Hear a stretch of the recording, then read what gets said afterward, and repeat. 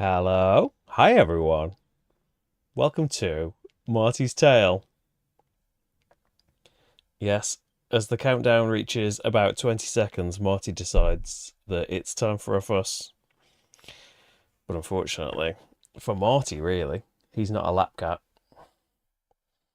Marty needs you to be very reclined. So the microphone might stretch. Unfortunately, Marty does not like you to talk. You're going to appear on the camera. Hi, Monty.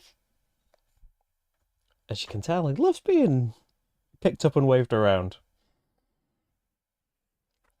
Unfortunately, Marty, there's a game set up, and I'm on. There's no room. Later. Have a few more sweeps, see if I change my mind. Hi, everyone. Welcome to part 2 of the top 10 games of the decade. Definitively. In case you weren't here last time, or you missed the start of it or whatever, it's basically that we're not quite at the 10th anniversary yet, but we are in the 10th year of the channel, which means the last top 10 of the year I did was the 10th one.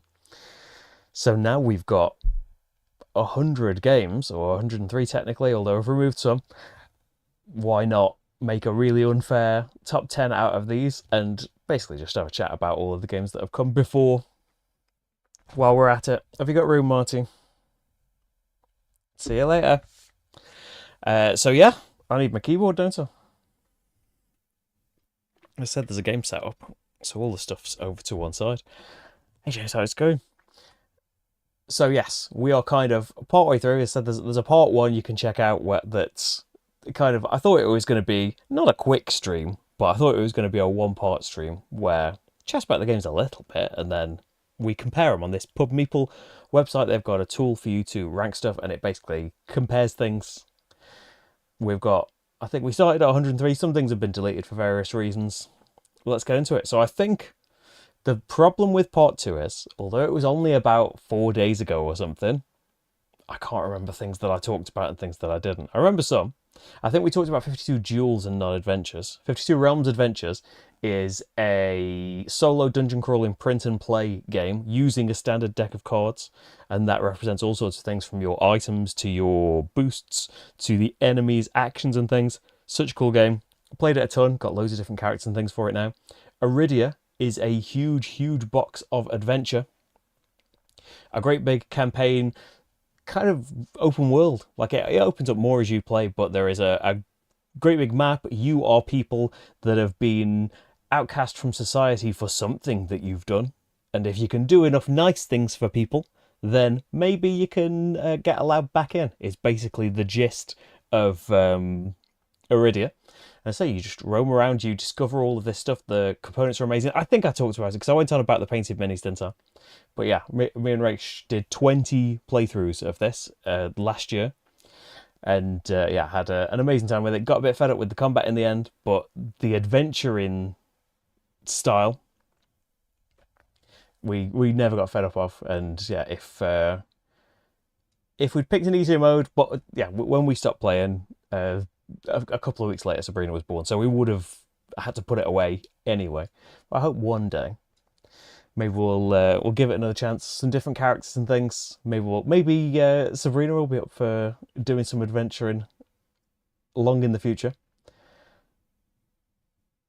Hey Neil, hey Beck, how's it going? Made it to part 2. I mean, yeah, it'd be a solo Iridia campaign. You're missing Rachel's voice and narration. Well, I think particularly in the later episodes, I got some great voices in there. So we're going to say Iridia for this. I've talked about Eon Trespass Odyssey. It feels a bit unfair to Eon Trespass Odyssey because I think I said this last time. Whatever Eon Trespass was being compared against, we just haven't had the time. Like when it came out, we played a load of games for it and started our campaign and we're loving it. But it's one of those things that I feel like it got put away and it's been on the shelf since then. And it's one of those things that I feel like I need to carve a load of time. And there's a lot of stuff. You'll see as we talk about some other stuff. There's some things that have been very highly ranked that are in the same state. Hey John, how's it going? Marty is currently roaming around looking for some frost because he hasn't got any from up here, really. Being on camera doesn't do it for him.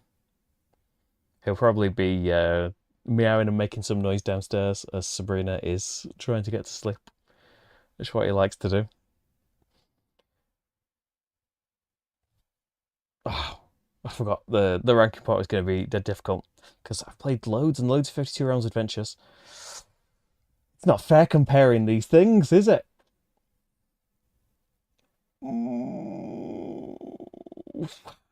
I'm gonna say Aeon Trespass, but I'm gonna feel really bad for 52 Realms.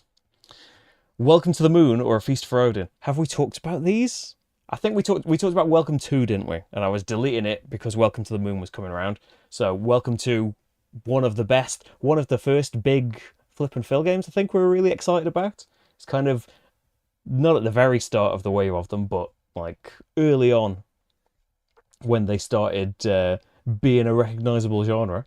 And so you flip cards, they're tied to numbers and actions, and you are trying to fill in streets. And Welcome to the Moon just takes that to. We did talk about it a little bit, didn't we?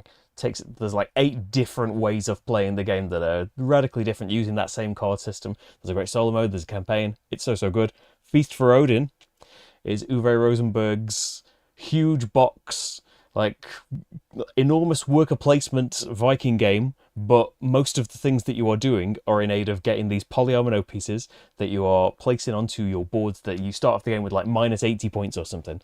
And so almost everything that you get is filling in these boards, and you can get more boards with more minus points on them, but if you fill them up with things, then they'll be worth loads and loads of points. You're converting them up to like different rarities so you can place things next to each other, trade things in for other things.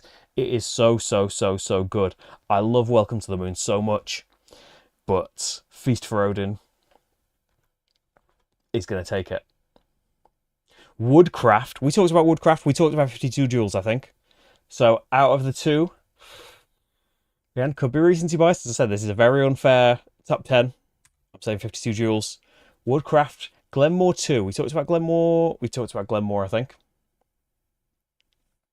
I know we need to continue our Welcome to the Moon campaign. As I said, I think we must have talked about it last time because I remember saying it's on Board Game Arena, and I think every map of it's on Board Game Arena now. We're currently in the middle of one, I think, that we need to resume now that I think all of our players are back from Christmas break. I'm gonna say Glenmore 2. Yeah, close. Primal or Oathsworn? Again, it might be recency. As I said last time, I really want to do some videos of Oathsworn. I never did any at the time. I painted probably only about 6 things, but they are huge, like involved minis, and some have got more than that going on. It just didn't happen at the time that I got it, and it sat on the shelf with me remembering I enjoyed it so much, but it's taking up a lot of space. But I painted all of these things. Should I keep it? Primal, though. I'm going to say Primal because I'm not thinking about, do I love Primal enough? I know I love Primal enough. For the amount of space that it's taken. We talked about Mechs versus Minions. Ooh, you can't be above Mechs. I'm saying Mechs versus Minions. I realise you can't see which button I'm pressing. You should press left or right to pick one of them. Should do it with my mouse. Can you see my cursor? You can, can't you? I'll do it with the mouse from now on. Used to like doing it for the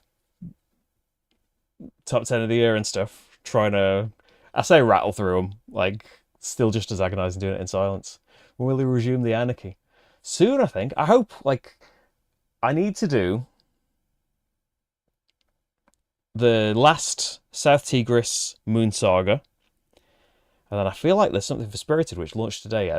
Garfield's latest game. I'm doing something later in the campaign with that. So I would hope maybe February at the latest, which it's been a huge gap, hasn't it? Like, I'd like to say there'll be time this week, but I think the hope is that Inventors will be the next thing, and it's even though I've played them and they start clicking as soon as I'm setting them up again, they're a scary thing to relearn. Uh-oh. Lisboa, Medara. I thought, like, when I was ranking them last time, I was still kind of agonizing. What do I like more? I try and because I'm very bad at comparing things and just ranking things in general. I try and think of it as just like if you had to get rid of one of them, which one would you get rid of? Don't think about like more, played more, anything like this. If you had to only keep one, and it does kind of enter into it as well as like saying that the moment, especially since Sabrina was born, it's been primarily solo gaming, which would lead me towards Lisboa, and Lisboa is a fantastic game, one of my favourites. But it could be rage bias that we've had such a great time with it, and it leans into video game loves that we have.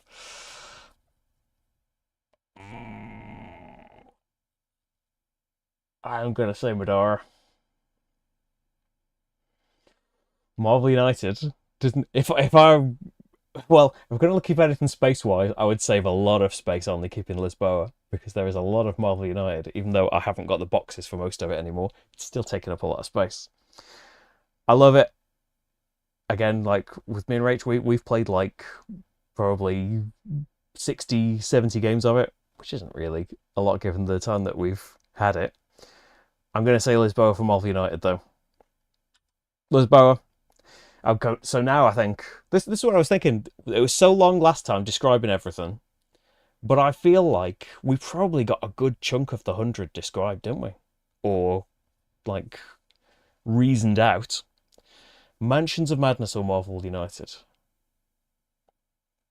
I love Mansions. I want to try Mansions. Is it called Valkyrie, the fan app for it? I've always thought about trying it with that because we've never played all of the official ones really. Though. Probably most of them at this point. Haven't played the new DLC one that tied in with the Drowned City. They came out of nowhere after years, and we're going to do a new scenario of it.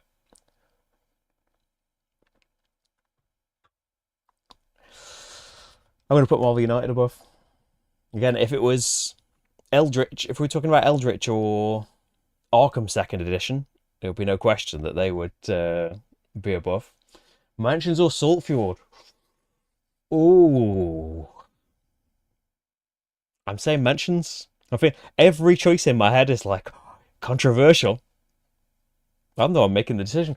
Saltfjord or Metal Gear Solid? Again, could just be the video game nostalgia creeping in. I'm saying Metal Gear Solid. Okay, Lands of Galzir or Quadropolis? If you're joining me and you haven't seen part one, by the way, and you're wondering like, what are these games that he's talking about? I feel fairly confident that the ones I'm skipping past are. If you spot anything and you don't think I talked about it last time, yeah, I should just go through them again. Try and be more succinct. But every time I think that I'm gonna be more succinct about so much, go on about it forever. I was trying to be brief last time and saw how that went. Lands of Galdia Quadropolis.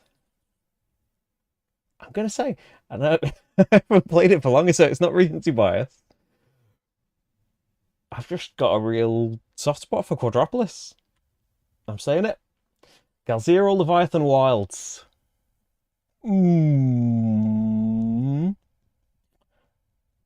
I'm saying Galzir. And feeling bad. Leviathan or Rush MD? If we're talking about Kitchen Rush, it would be different, but I'm going to say Leviathan. I'm going to say Rush MD. My father's work on Messina.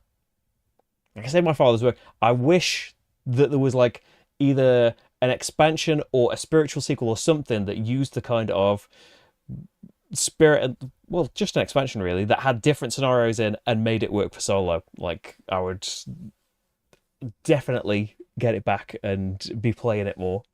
I just said last time, the multiplayer stuff and the bit of take that's in it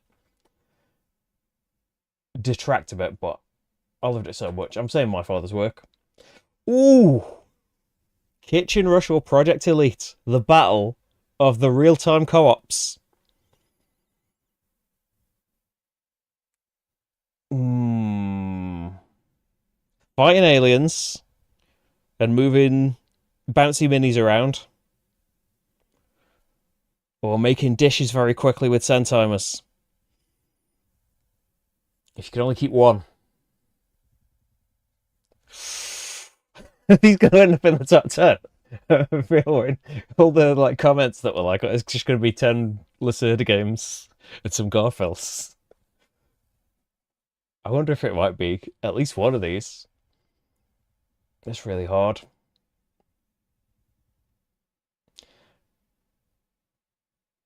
I am gonna say, oh wait, can I have ice cream in the Kitchen Rush expansion? If anyone's got a copy of old Project Elite Adrenaline, by the way, that they're getting rid of for cheap or free, because you've got the Simon edition. I never got that, and I don't know what my chances of getting it now are. Well out of print, right? It's about 10 years old, isn't it, Project Elite? I feel like that might have been the first year of the channel that came out. I think it was because I went to, we're being all nostalgic for the 10th anniversary. We went to the UK Games Expo. I think it might have been the first one in the NEC, because we went to one in the hotel, and then the next one was at the NEC. So it might have been that one. And I picked up my. They were selling Project Elite. I hadn't backed it. I think I'd found out about it afterwards, or couldn't afford to back it or whatever. And they were selling the pledges there, and I was like, couldn't decide what to get, and like, I was so tempted to get the all in with all the expansions and things, but thought like that's basically the only thing I can buy if I do that. So I reined myself in a bit and just got the base game, and then regretted it ever since that I didn't get the other bits. But yeah, and it was a bit. There was like a whole controversy on Project Elite. A controversial Kickstarter, really. Yeah, things happened. They weren't people's fault. Things get delayed. Things go wrong. But yeah, there was a bit of a. I was doing playthroughs of it in the very, very, very early days. Imagine shaky cam in a real time game. I think these were both shaky cam actually, and there was some like excitement of people, highly awaiting Project Elite, and then some grumbles of, why has he been able to buy it before we've had our copies delivered? Personally, I'm glad that I was able to play it. I get their annoyance though. All of this though is just delaying you making a decision. I'm gonna say,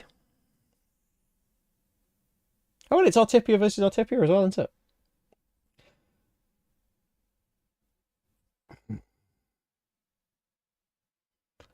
I am going to say Kitchen Rush. Project Elite or Millennium Blades? Project Elite. Millennium Blades. Newton or Let's Go to Japan? Let's Go to Japan. Newton or Revive? Revive. Role Player Adventures or Rococo? Ooh.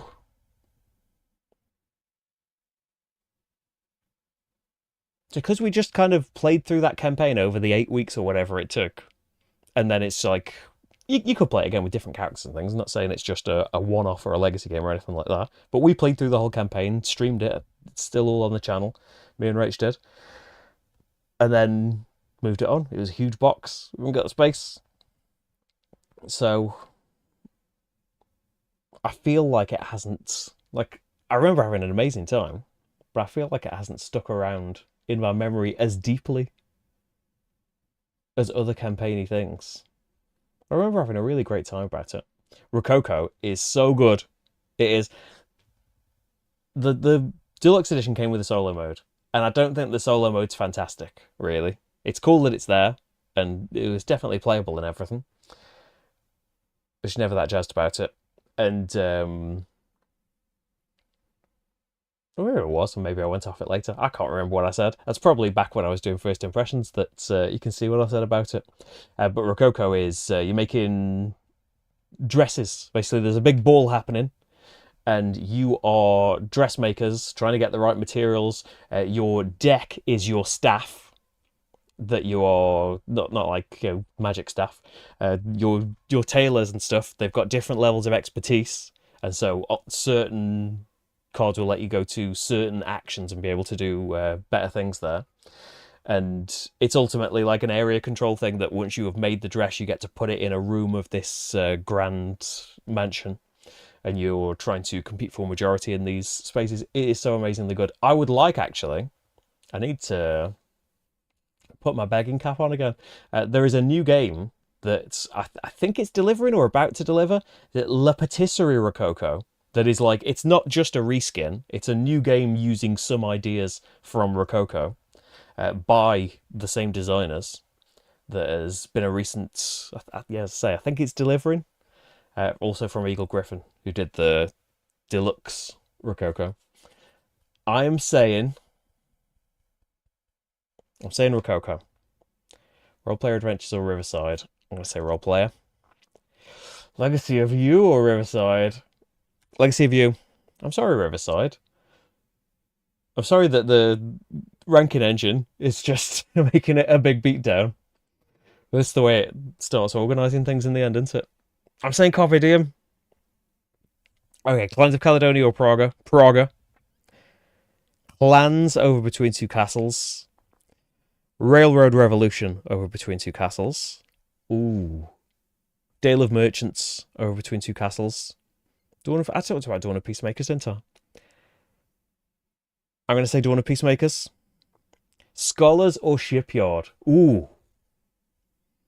Shipyard. Rondels within rondels. Scholars or Seize the Bean? Now, I'm not in Scholars of the South Tigris, so we might be putting number one over here. Just, yeah. What if you're using it just based on the criteria, if you had to get rid of one, wouldn't I keep the game that I'm in? And that would just decide the whole thing. Maybe we've got to come up with a different question that helps me decide between two games. It is great. I just Seize the Bean so much as well. I need to play it again. Probably only did one playthrough. That's probably hadn't started the revisit days by then. I feel like we've got a healthier balance now of like still plenty of new games, but getting to go back to things more, even if a lot of the time I'm going back to the gallerist.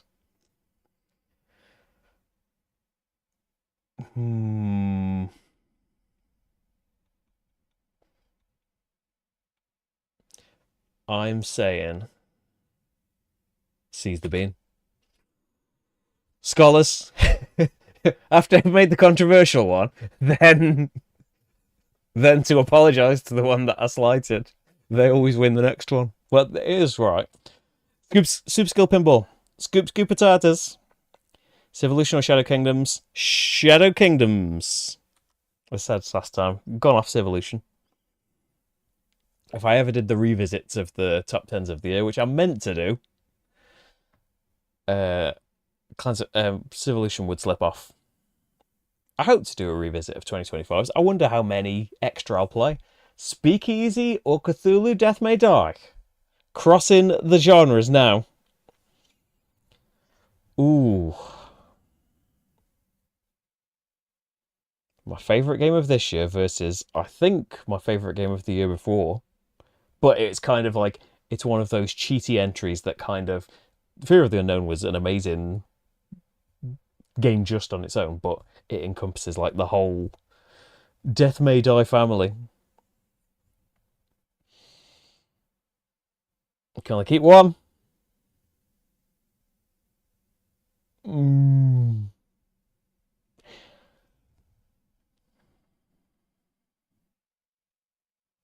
I'm saying right now, I am feeling Speakeasy. Ooh, Death May Die or Red Dragon Inn? Death May Die. Red Dragon Inn over at Euthia. Detective over Euthia, even though it's harder when, yeah, maybe like in like years' time when I still remember things about Detective, like key things about it.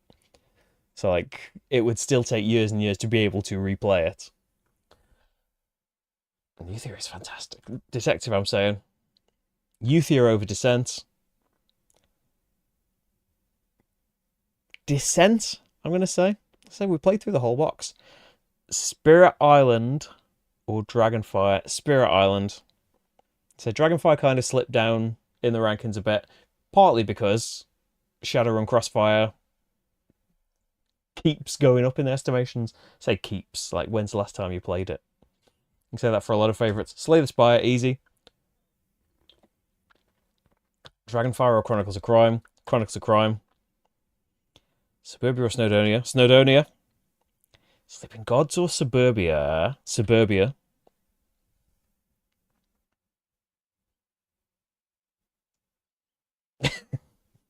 The old ones have heard my Cthulhu slight. I should bring Steve's to being. I don't know why, like, things don't occur to me. Hopefully, we will get to GridCon this year. I think the obstacle last year ultimately was Sabrina. Like, not to call her an obstacle, but like the care of Sabrina. It wouldn't have worked, but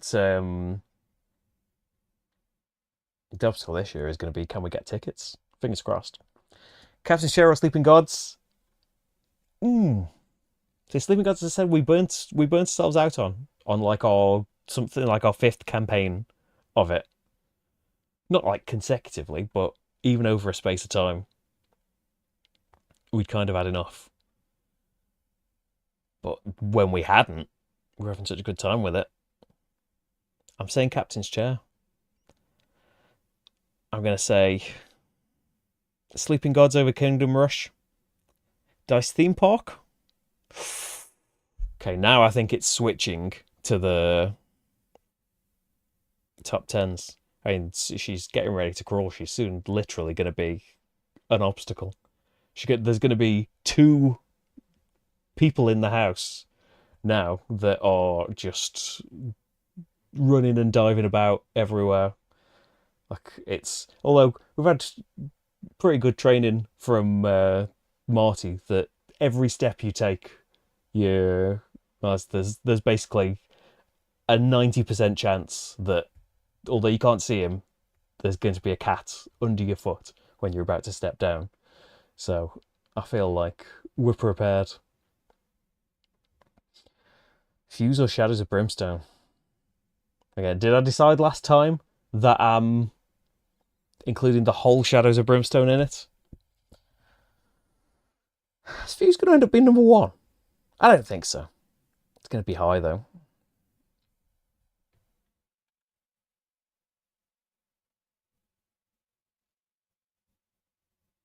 I'm going to say... But haven't you already put Fuse above something? And then you changed your mind sometime after and it was too late. I'm going to say Shadows of Brimstone. Okay, Fuse or Inventors? Fuse. The Gallerist over Inventors. Inventors over Tuscany. Inventors. See, prospective designers write down these game titles. Inventors of Tuscany. Teotihuacan. Galactic Cruise or the Anarchy? The Anarchy. Galactic Cruise over Forgotten Waters. The Networks over Forgotten Waters. Ada's Dream. Underfalling Sky. I'm going to say Underfalling Skies. Vantage or the Magnificent? Is it recency bias? Is it my desire to want to keep discovering more?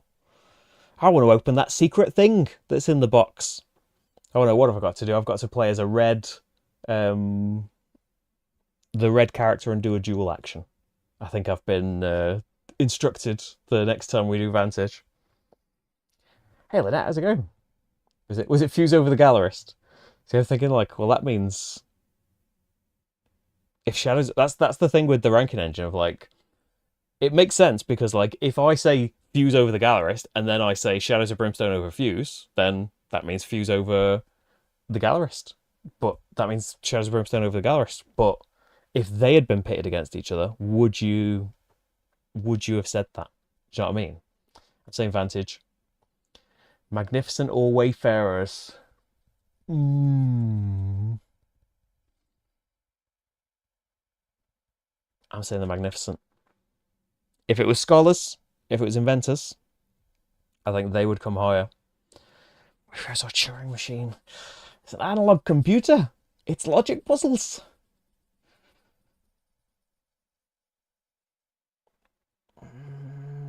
I'm saying Wayfarers. Sorry, Turing Machine. I am going to say Turing Machine over Keeper. I'm going to say the Colonists. Voidfall or Gloomhaven.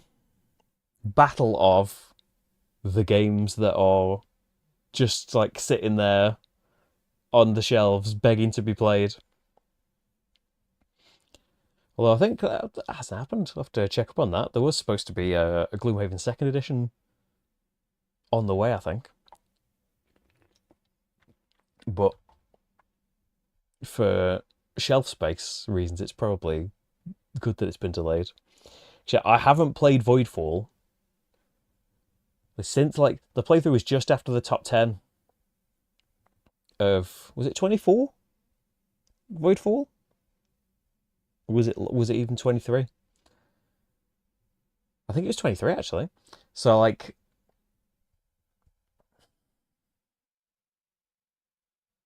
I desperately want to play it again.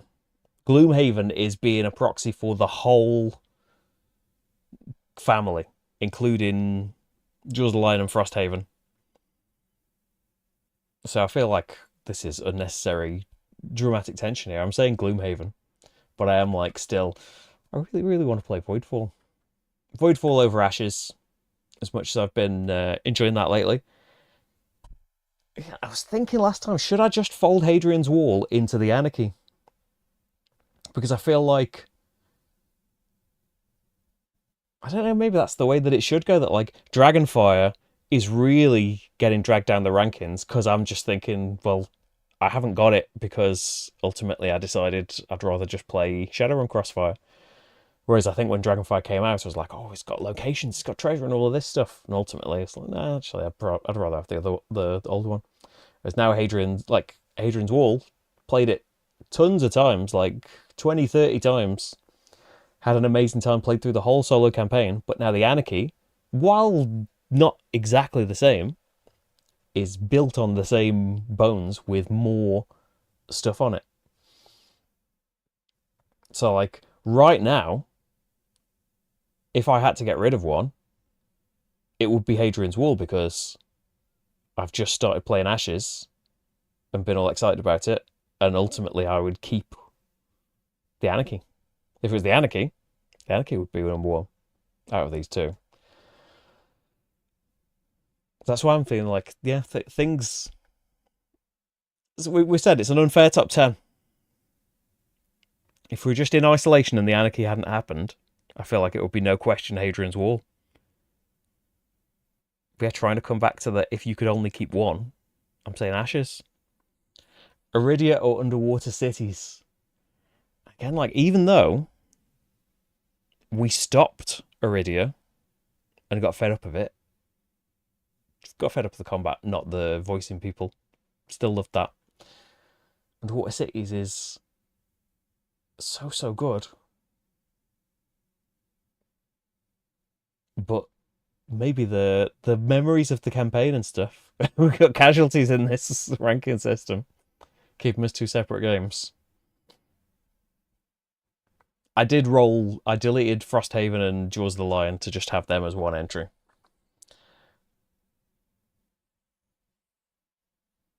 But you have Underwater Cities, so shouldn't that just qualify it straight away for...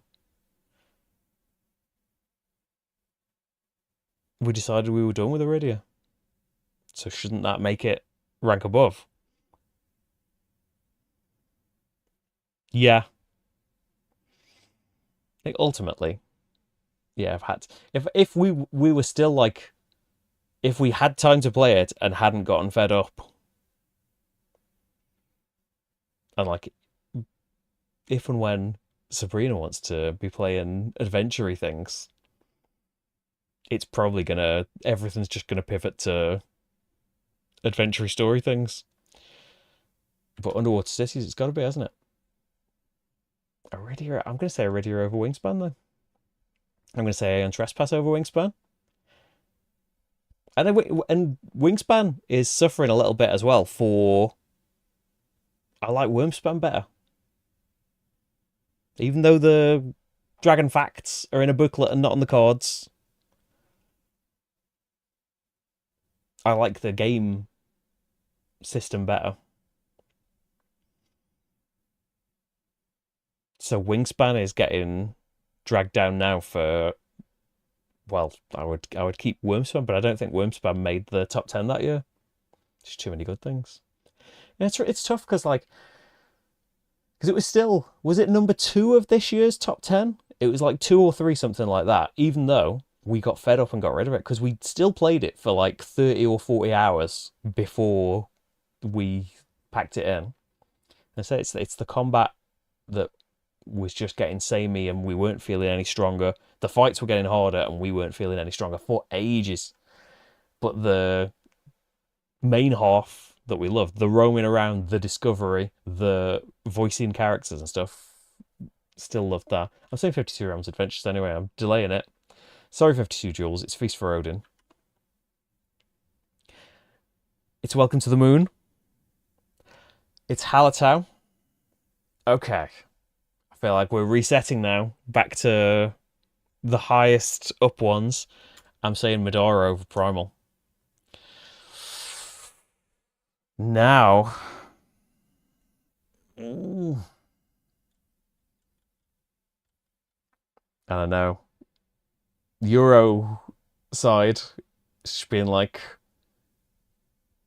what's the big deal? It's obviously Lisboa. I do love a boss battle as well, though.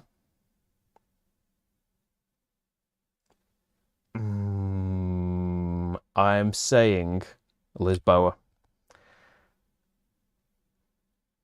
I'm saying Marvel United. I'm sorry, Primal. You had the potential of being right near the top then, and I've dragged you right down. Primal or Mansions? Primal. Mansions or Mechs versus Minions?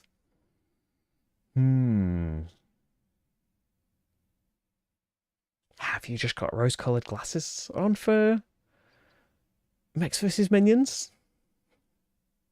Yeah, you don't need to be outside. I didn't want to be outside. If I'd had enormous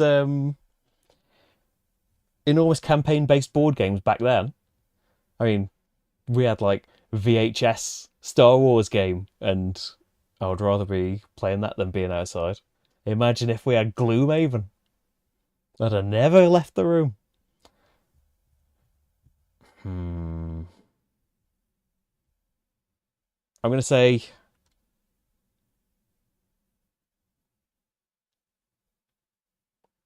Mansions. I'm gonna say Mechs versus Minions. Again, Oath One is dropping down just because, like, kind of recency as well. I remember, as said in the first part, I had such a good time with it, and it is still there, and I really want to do videos for it. It's just an excuse to play it as well, and justify the time that I spent painting a load of it. God, Metal Gear is so good. I'm saying Oath One. No, Oath One. Metal Gear or On Mars. I'm gonna say On Mars is the one that feels like it's beyond me. So I think I would say Metal Gear. Saltfjord, Kitchen Rush, Project Elite.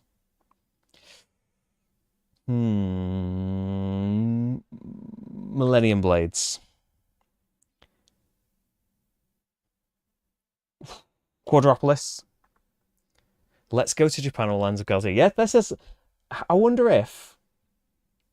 I'm sure I didn't describe Dungeon 52 Realms Adventures last time. Have there been many explanations this time? I wonder if this is just going to be part 2 and it's just me saying 2 names of things. It is like more of a. It's card combos, isn't it? Rather than dice. There's like deterministic combat in a way. Like you can't be sure like what you're going to draw or what the monsters' cards are going to be for sure on every one. But yeah, in terms of your damage numbers and stuff. I'm going to say let's go to Japan. Revive or Lands of Galzir. Lands of Galzir. Revival Leviathan Wilds. Co-op bias, Leviathan Wilds. I'm going to say Revive over Rush MD. I'm going to say Rush MD over Newton. I'm going to say My Father's Work. I'm going to say Messina. Sorry, Newton. I'm going to say Praga. Ooh, Clans of Caledonia or Rococo. I'm going to say the Clan solo is really good. I said I didn't. I went off the solo in Rococo. I do love the dressmaking though. I'm going to say Rococo. Clans or Roleplayer Adventures. Roleplayer Adventures. Big co-op story things. Yeah, get heavily favoured. Legacy of You or Clans. Ooh. Legacy of You. Clans or Carpe Diem.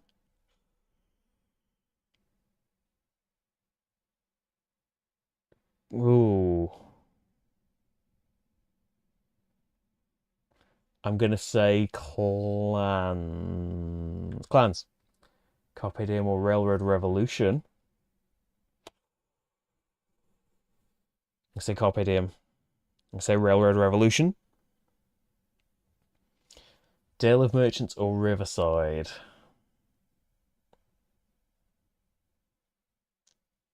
I say like some of the Dale of Merchants collection is irrelevant to us just because like it's got a big variety of like some are like luck based or combo based and things, and some are like your nasties.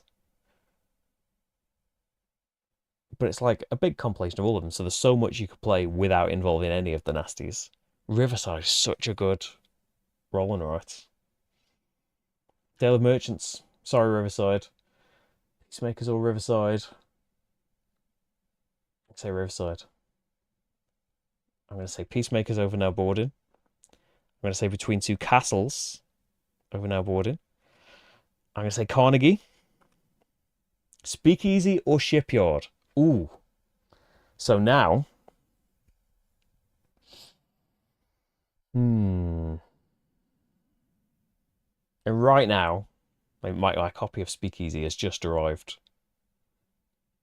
And I am itching to get it played. Not that it's going to be vastly different than the prototype. It's going to be newer. Because the prototype had been heavily played at conventions and stuff. And it's got like there's the solo powers and like a load of extra. No, there's like player powers, the solo goals. There's a load of things that weren't in the prototype as well. So I did love it. It's my favourite game of last year. But Shipyard, Shakedown Cruises.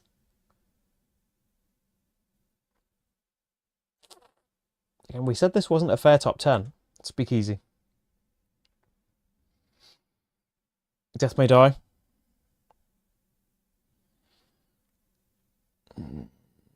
Shipyard. Sorry, Red Dragon. See the beam. Scholars. Red Dragon. Super Skill Pinball. Detective. Euthia or Shadow Kingdoms. I'm going to say Euthia. I'm going to say Descent. Sorry, Shadow Kingdoms. Shadow Kingdoms. Over to Kenyu. To Kenyu over Civolution. I think Civolution's just going to drop right down though, because like, I've got fed up of it. Spirit Island or Snowdonia? You can't play Snowdonia co-op yet. But Spirit Island, I think, is generally... I've played it solo a lot more than I've ever played it co-op. I think we had a full play game of it once, and it was a lot. I've already played some of it back in the original, when there was just the main game out.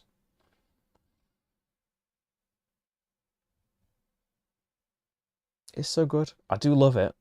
But those things are both true of Snowdonia.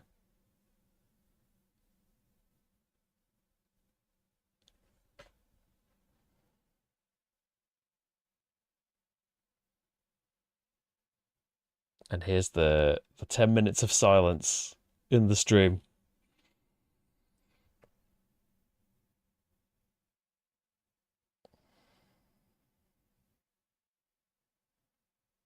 If you'd only have one of them, though.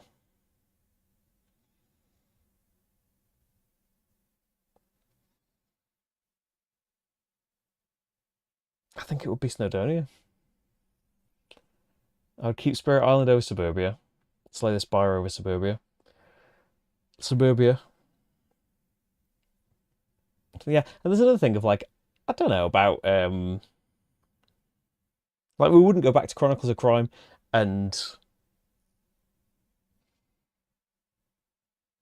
as they went on, like they got inventive and stuff, and we enjoyed like some of the futury ones that they did.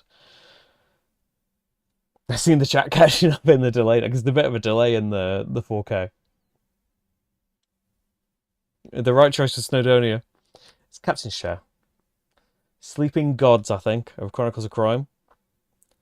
I wonder what they'll come out as Detective, because one of the reasons that there's more than 100 games in this is that Chronicles of Crime and Detective originally shared a space because I didn't want to have to decide between them. I'd loved them both. I'm going to say Dice Theme Park. I'm going to say... I'll say Chronicles of Crime. And Dragonfire. I'm going to say Dragonfire over Kingdom Rush. I'm going to say... I'm going to say Foothills over Kingdom Rush. Now, Shadows of Brimstone. Sorry, the Anarchy. I love you so. It's Fuse over the Anarchy. The Gallerist. Yeah, it's the Gallerist over the Anarchy. It's the Anarchy over Inventors.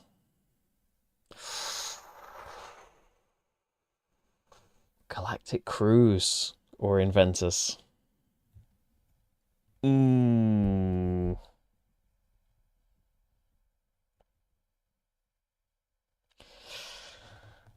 call it recency bias. Galactic Cruise. I'm gonna say Inventors over the Networks. I'm gonna say the Networks over Teotihuacan. Ooh.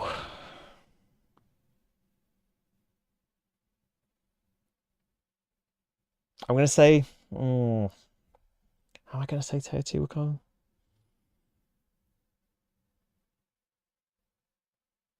I'm leaning. But I think like I don't know. It could again be a recency thing. If I had to set one up right now, it would be Ada's Dream.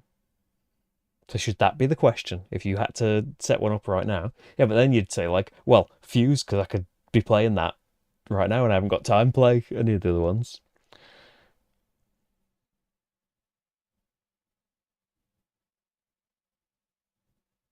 I'm gonna say Ada's Dream. I'm gonna say Teotihuacan. Under Falling Skies, just all of the campaign stuff, and it was lovely. Solo, Forgotten Waters, Gloomhaven over Vantage, Voidfall over Vantage, Vantage over Ashes.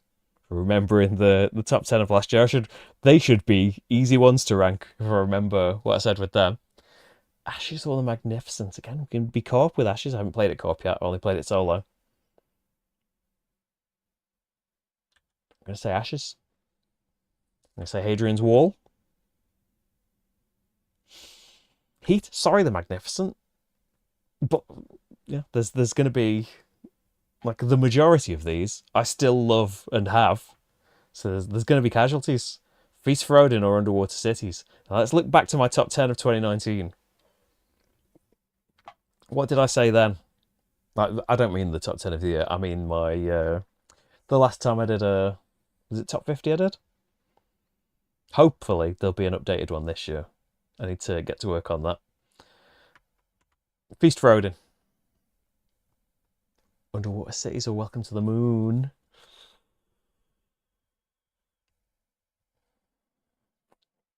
I'm feeling Welcome to the Moon. Underwater cities is so good. And I'm very excited about the expansion. But I think Welcome to the Moon is so good. Welcome to the Moon. Hallertau or Underwater Cities? I'm going to give it to Underwater Cities. Iridia or Hallertau?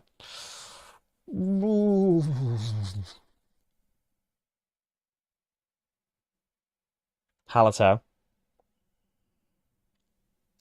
Iridia. Aeon Trespass. Adventures over Duels. Much I loved them both. What about Wingspan?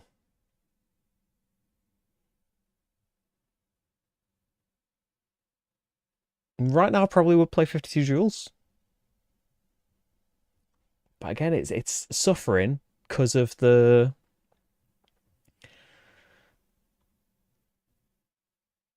Like, don't you mean Wormspan? But and Wormspan's not going to come up, I don't think. I think Wormspan was like 11 in its year. Was it last year? No, last year was... It's 2026, I need to remember. Last year was Finspan. It was Wormspan the year before, wasn't it? I'm going to say Wingspan. Kitchen Rush or Medora?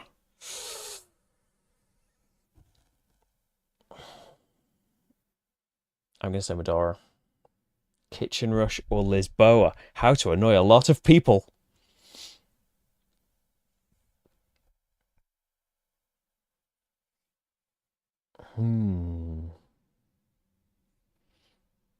Okay. And there is like... There's a part that I need to suppress that's just like... Well, Kitchen Rush is the underdog, so it should win just because of that. Seize the Bean should just win, so everyone hunts down a copy of Seize the Bean. They exist. People backed it. They'll be out there somewhere. But no, come on. If I had to play one right now, it would be Kitchen Rush, because I haven't played it for years. And Lisboa we played last year. And I had such a good time with it. I don't know if you can find it on the channel, but there's a nice... It's not... Is it at the end of the playthrough, maybe? Where, like, I'd noticed while editing the playthrough, it's one with me and Rach in it, because it's real time. And real-time games were made a lot easier in the handheld cam days of doing it with both of us, because at least there was one player with both hands playing. And I noticed while I was editing that playthrough that as we were reading out the dish names as the people placed their orders, that there was a lovely rhythm to a load of the dish names. And there's an edit somewhere. I can't remember if it's at the end of the playthrough or if it's just on an unlisted video on the channel of like putting all of those dish names to music. It was great. Not as good as the GridCon video.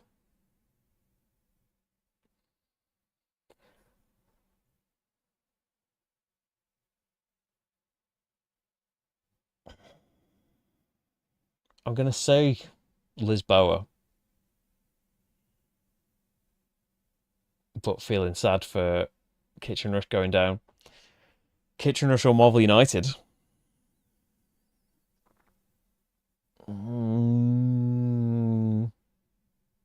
Is Kitchen Rush going to be my highest ranked David Tortsy game? And that's another thing as well. That remember, like we talk about the Voidfalls, the Tekenyus, the Star Trek Captain's Chairs. What about the Kitchen Rushes? What about the Redacteds? Done a massive range of games, David. What about the Pocket Dragons? The video I did for the very first GridCon, that's, I think it's just called GridCon, but let me get my browser that's got the channel on it. It's not going to make the video change, is it? No.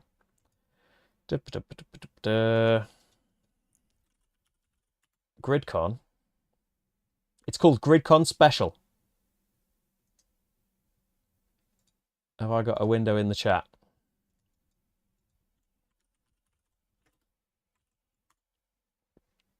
That is the video that I did.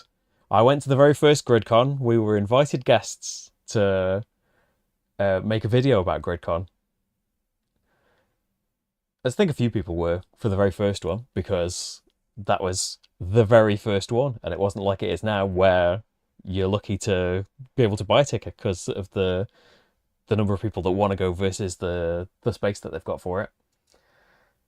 And it was in a different venue and stuff, but yeah, the I don't know.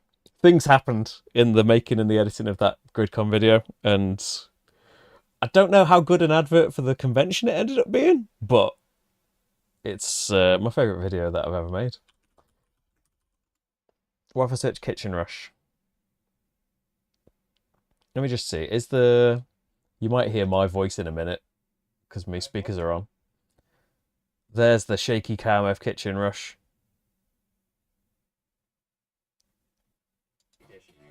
It's at the end of the playthrough. There is a video that's just the there is a video that's just the music thing that I feel like they used in like the Kitchen Rush expansion Kickstarter maybe.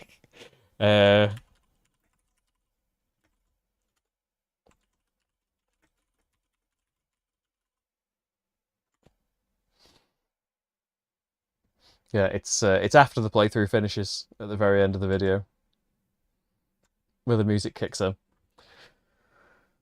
Ooh.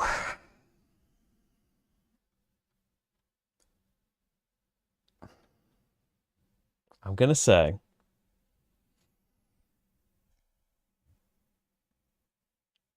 but you can be all of the superheroes that you like in Marvel United from them comic-y things.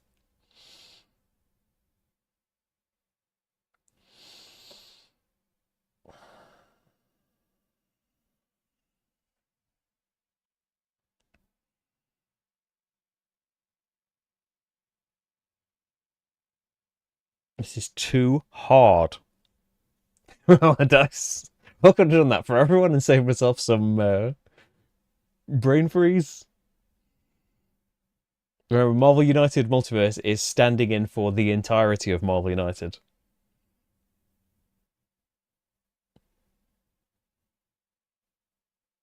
I'm going to say Kitchen Rush. Are they both going ahead of Marvel United? I think they are. Millennium Blades or Marvel United? Sorry, Millennium Blades, it's Marvel United. Primal over Millennium Blades. I mean, Millennium Blades, I feel a bit unfair about it. It does need a replay. As Mansions of Madness, it's probably been like a year or so, but we've played that so many times that... I'm going to say Mansions. I'm going to say Mechs vs. Minions. Millennium Blades. Quadropolis. Let's go to Japan. Again, like, hopefully there'll be an 0-1 video where I change my mind about all this and it jumps up like 50 places. 0-1. Metal Gear. Galzia. Leviathan Wilds. Saltfjord. On Mars. Speakeasy or Praga? Speakeasy. Death May Die. Shipyard. I think is my favourite Vladimir Suchi game. See, it's the thing. It's like I don't want to like I love it. It's such a good game. It's such a good idea as well that like I know I described it last time, but a deck building game where we're running coffee shops and the deck are your customers, and as they come out of your deck, you need to have the means to serve them, and you buy stuff that upgrades your worker placement spots and stuff. It is so good.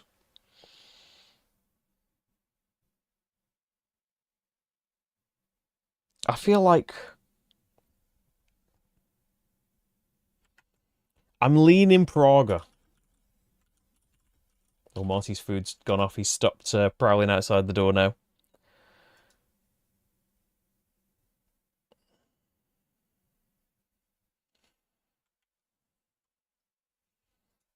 I mean, in the top 10 of components, Seize the Bean might come number one for little. I showed you last time. I won't get it out again. But where's it gone? It's not on its spot on the shelf anymore. That's the problem with getting things down. It's got like little resin coffee beans and sugar cubes and stuff. I'm gonna say Praga. Seize the Bean. Scholars. Red Dragon Inn. Ooh. Coco is, I'm gonna say Super Skill Pinball.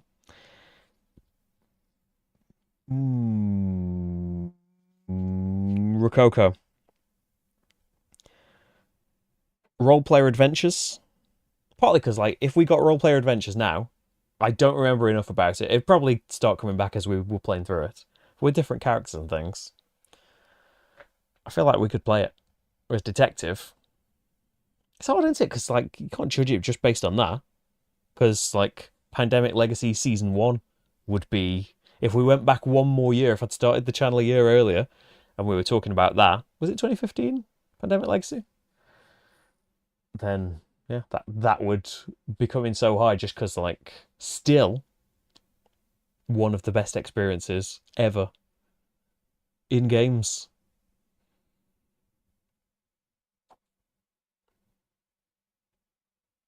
I'm going to say Detective. We bought a cork board for Detective. Legacy of You over Euthia. Clans of Caledonia. Carpe Diem.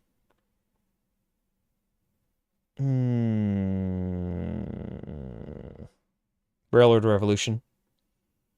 Dale of Merchants. I mean, this is putting... I'm not putting Euthia down.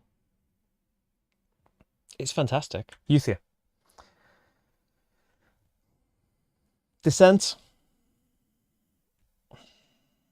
Shadow Kingdoms. Tekenyu. Riverside. Maybe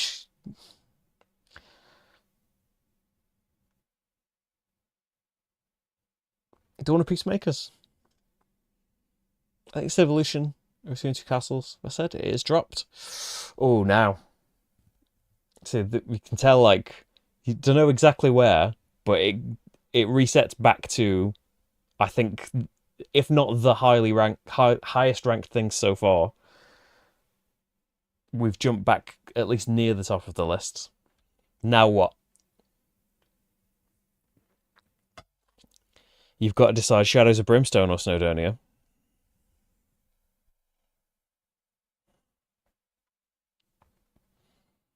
I'm going to disagree with how this top 10 comes out on.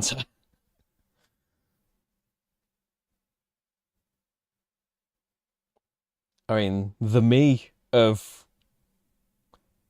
every year before, like, 2022 would be like, why Shadows of Brimstone on this list? It would have been a game I dismissed out of hand, but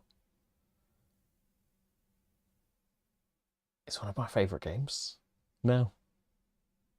It's crept in over the last, whatever, 2.5 years. I'm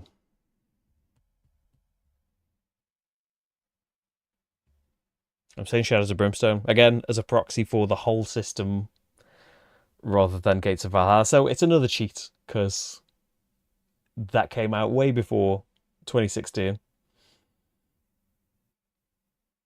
But yeah, the cheat has it. Fuse or Snowdonia?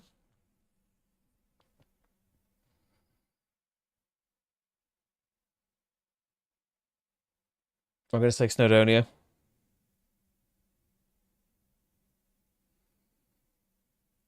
Fuse or Spirit Island? Fuse. The Gallerist. Spirit Island.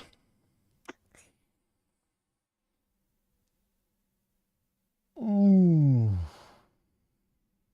Slay the Spire. The Anarchy.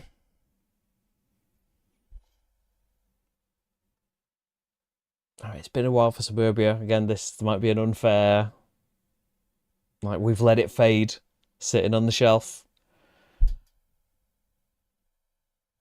But I'm currently feeling like Galactic Cruise. Yeah, I am. Inventors or Suburbia. Oh. I feel like 90% of these comparisons have been like agonizing 5 minute affairs.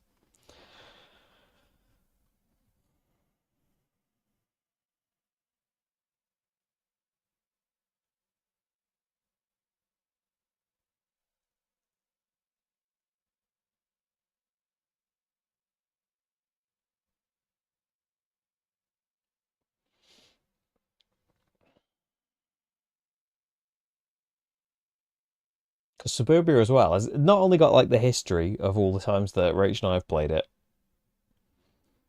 it's got the future glimmer as well of like that is a game we will play and enjoy again when gaming time becomes available. Yeah, if I should say.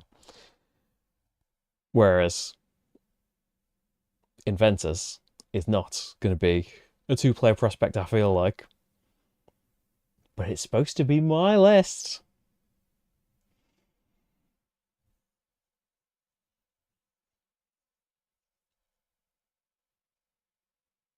I'm saying Suburbia.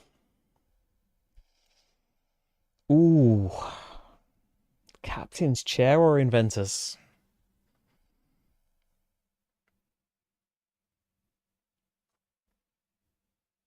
Ooh.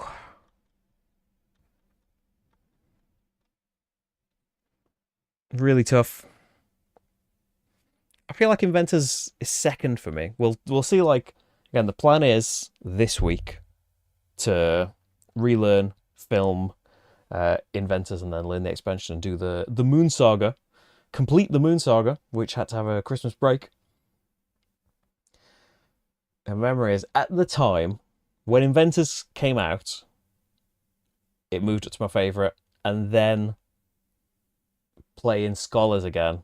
Well, no, I think Scholars is my favorite.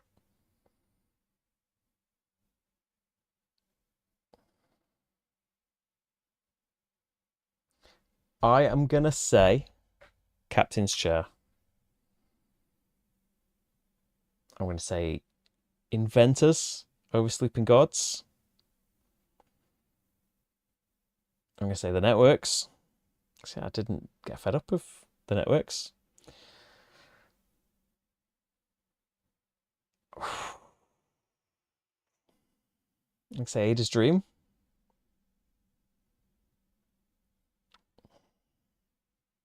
Hmm.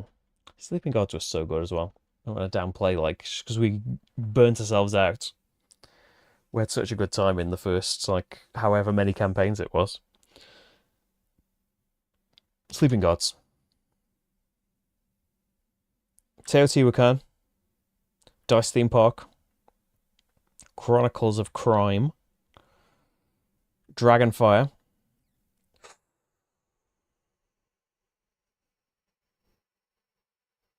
I'm gonna go Under Falling Skies. Forgotten Waters or Foothills.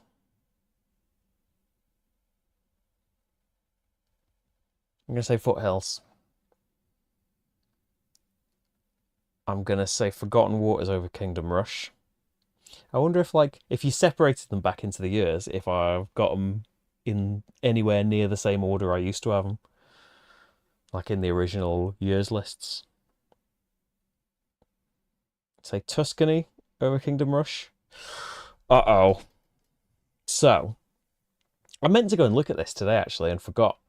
Uh, at my, it's probably better that I didn't look, But my top 10 of all time of 20, like back when I did that, which is ages ago now in 2019, I'm sure when I did that, I think Gloomhaven was number one. I don't think Frosthaven had happened yet, had it, in 2019? The Kickstarter had happened, but I don't think it had delivered. So it wasn't like representing the family, I don't think, back then. Maybe I'm getting my timelines mixed. Yeah, Gloomhaven was my number one game just of all time, I think. Well, very high up the top 10 if it wasn't number one. I always felt bad since thinking about like redoing a top 10 of all time or whatever number of games it's going to be. That like, I know in my heart of hearts that Gloomhaven has slipped from that. And I feel like I've forsaken my favourite thing. But it's another one of like, it is there, taking up its, whole Calyx cube, waiting to be returned to. We played whatever, like 70 scenarios of Gloomhaven. Frosthaven, as we played all of Jaws of the Lion. Frosthaven has a bigger right to complain. We get like 10 or something in, just because time, and have a harder time keeping things out on the table anymore.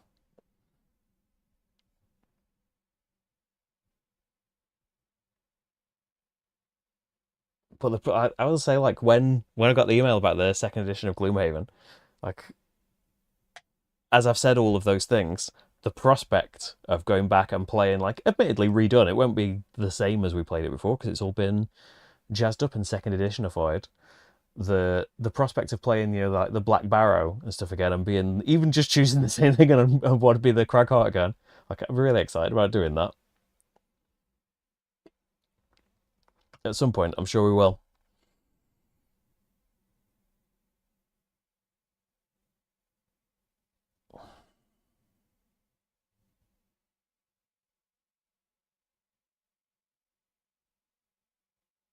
But I think I'm saying Feast for Odin.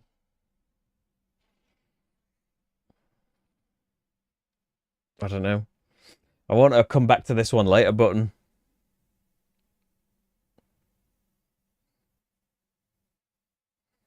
But if you can only keep one, and you're keeping the family of Gloomhaven things, that's why bunching them up's probably not fair.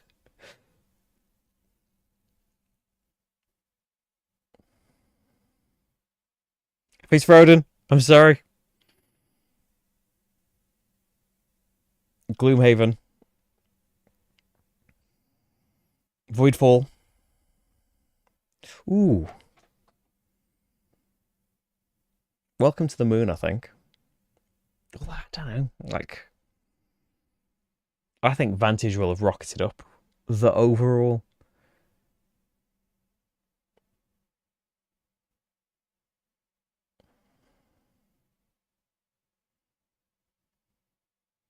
Welcome to the Moon. Underwater cities.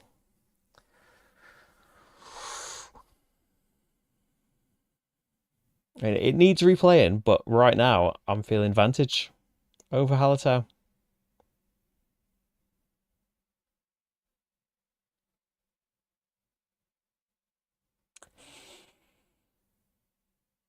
Ooh, I'm going to say Hallertau. Iridia over Ashes. It's easy, I remember the order that I did them in.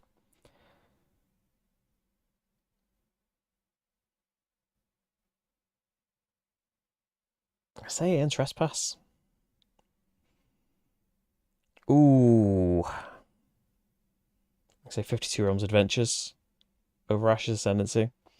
Again, I've said every time Wingspan's come up the reason that it's kind of suffering, but I'm saying Ashes. I'm saying Hadrian's Wall. Heat. The Magnificent. Although I might anyway if I was comparing Wayfarers. Turing Machine.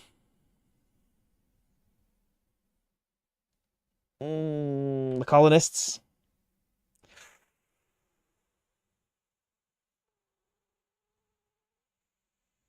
Keeper. Oh dear, dear, dear.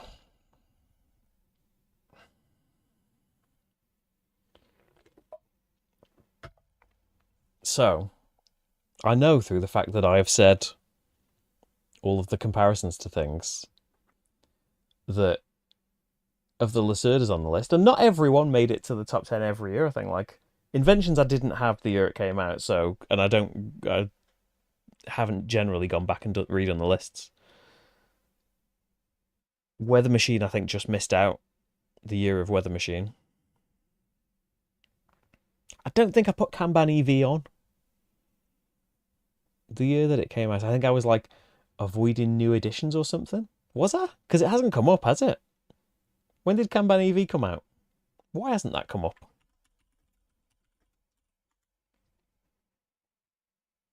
Da, da, da, da, da. 2020.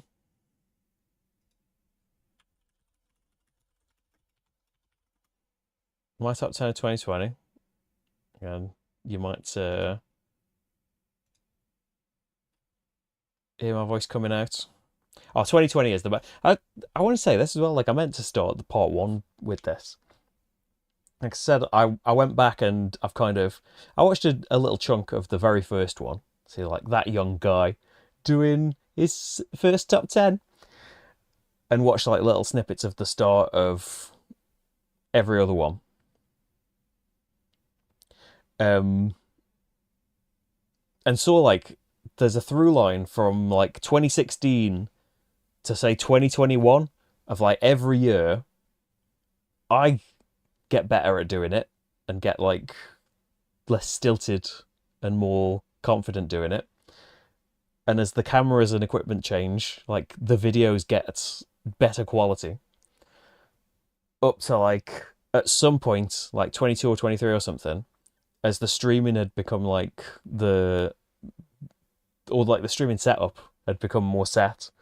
The streaming camera, the webcam that's just my face, became the camera like when I had to do the rare occasion that I would be big on the screen. I've got it all set up, so I'll just use the webcam. And it kind of was glaring too late for 2025's top 10. But as I was looking back like last week or whenever it was kind of glaring that there is like a quality drop as it goes from the camera that is now filming me, that I have swapped the webcam out for. It takes up more space, so we'll see how that affects filming a massive game when I have to zoom right out. That's one of the reasons that it got swapped over. But yeah, it made me. I think it was that day. The stream was late starting, wasn't it? Because I was trying to get this camera to work. I decided about 10 minutes before the stream started to kick it back in. What was I looking at? Kanban EV. Why is that not in your top 10? Games I haven't got yet, Kanban EV, so didn't come in 2020 for me. And because I'm a dafty that doesn't revise the lists, Kanban is out of contention. Although when we do I'm probably not going to live rank them, but when I do a top 50 or whatever, maybe a top 100 of all time, everything will be eligible. Even the things from before the channel started. There were games before then. But how high is Medora going to go? Because I know like it was 20 something when I did a top 50 in 2019. Because I think there is if you haven't seen it as well, you might not know of the existence of some of these things. Rach did a top 10 once. I think it was in 2020. Pretty sure it is because I think I've got a broken shoulder. And I think was Medora Rach's number 2 actually, or was it number 1? Her number it was Medora and Trajan were her top 2. I can't quite remember the order that they were in. Spoilers if you haven't seen it, I suppose. You don't need to watch it now. I've ruined it.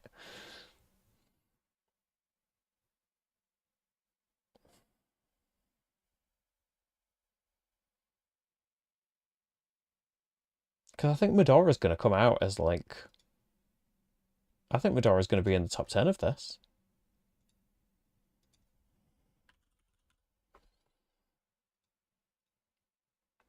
I did 2019's late, didn't I?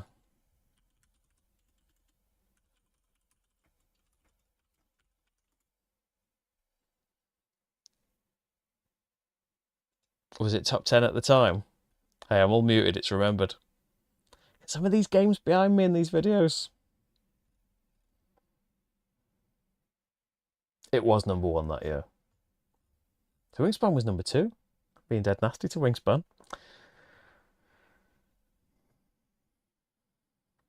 Poor guys. Sabrina's top 10, that'd be good, wouldn't it? When we start getting these Harbour games in.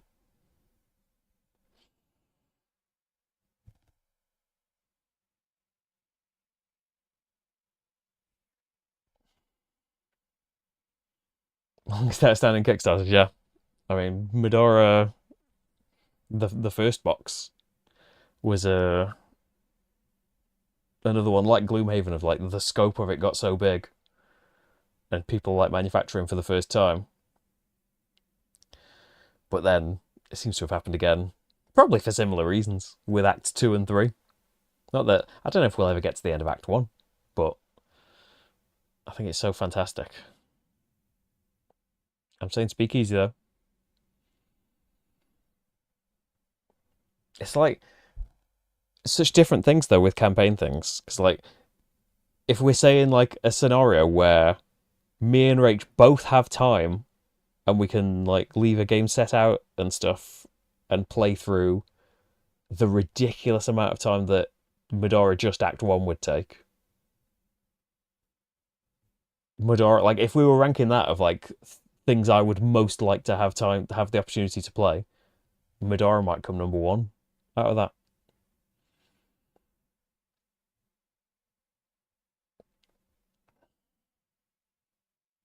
I say Medora over Death May Die. I'm saying Lisboa over Death May Die. Kitchen Rush. Project Elite. I'm sorry, Death May Die. Ooh.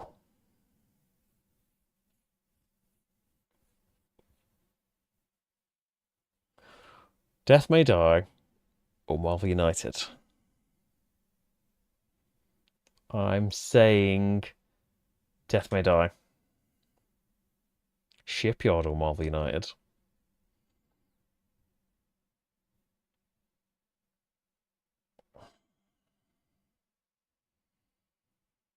I think I'm going Marvel United. I'm sorry, Shipyard. I think I'm even going Primal. I'm going Shipyard over Mansions. I'm going Praga.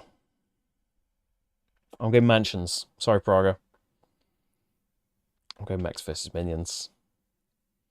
I'm going Millennium Blades. Quadropolis. Praga. Seize the Bean. Scholars.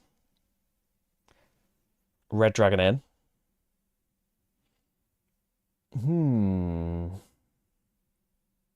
I think Let's Go to Japan. I think Oathsworn. Metal Gear. This is probably where a lot of them are like getting locked in to their final places now. I'm gonna say Super Skill Pinball. Galzia. Leviathan Wilds. Rococo.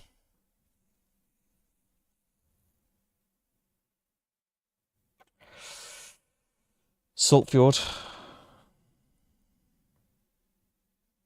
On Mars. Role Player. Detective. On a roll now. Look at that progress bar. It barely moved in episode 1. Now I'm just saying the name of games, but fairly often getting stuck in silence for 10 minutes. I say Legacy of You. Clans of Caledonia. Carpe Diem. Railroad Revolution. Ooh.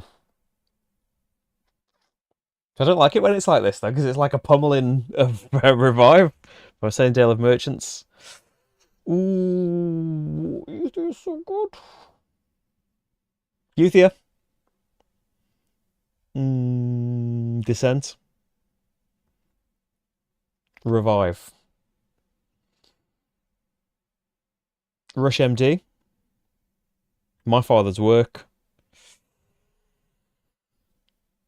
I think Shadow Kingdom's over Messina. Ooh. Tekenyu. Messina, Riverside, Dawn of Peacemakers. I think I would still pick Civolution. And again, sorry, Newton. Newton between two castles. Peace for Odin or Shadows of Brimstone. Are these currently like the top ones? I'm going to disagree with these. It's partly the thing as well. Like, what we need videos. I can't film anything. Rach. I feel like it might have won a vote at some point, but I don't know if it would have. We used to have a top 10 vote every so often, but I don't know if that would have ever gone into the vote because it required the willingness of Rach, who absolutely did not want to make a top 10 for a long, long time. And I think in the ultimate thing, I think Rach was willing to say the name of the game and talk to me beforehand about why, but she was not willing to talk at length on camera about them. So I think it's like Rach introduces things and then I speak for her.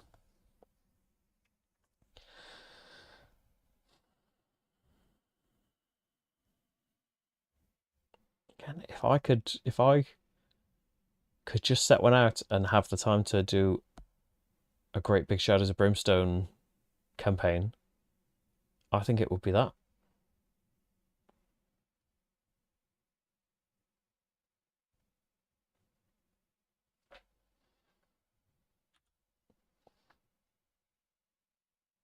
Feast for Odin or Snowdonia. I mean, we're talking Snowdonia and like 30 different ways of playing Snowdonia.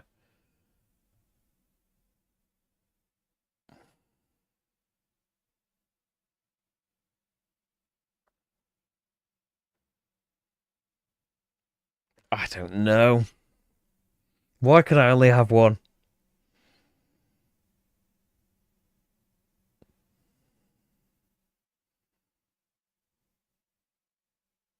I think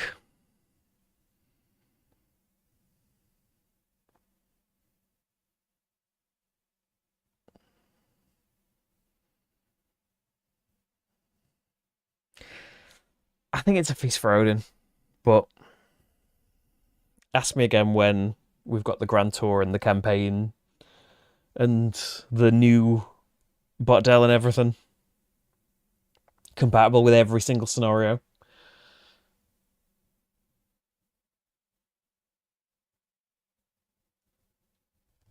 Mm.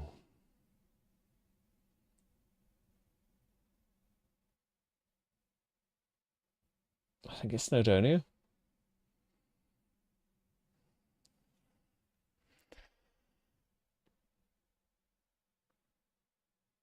I don't want to like when it when it beat out like whatever game it beat out last time.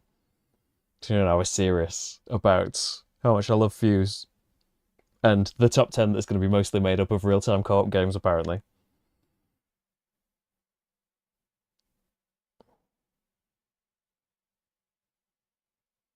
It's too difficult. Gloomhaven.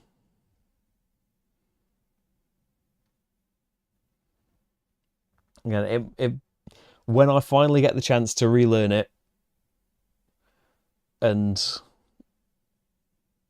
play some more scenarios past the first few that I did, I say first few repeatedly. I had to play them a lot of times to get to grips and then do a good playthrough of them. They might swap, but I'm saying Fuse. The Gallerist.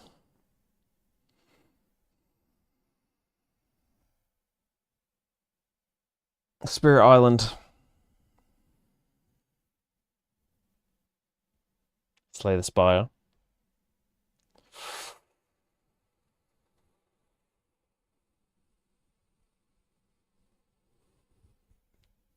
Ooh.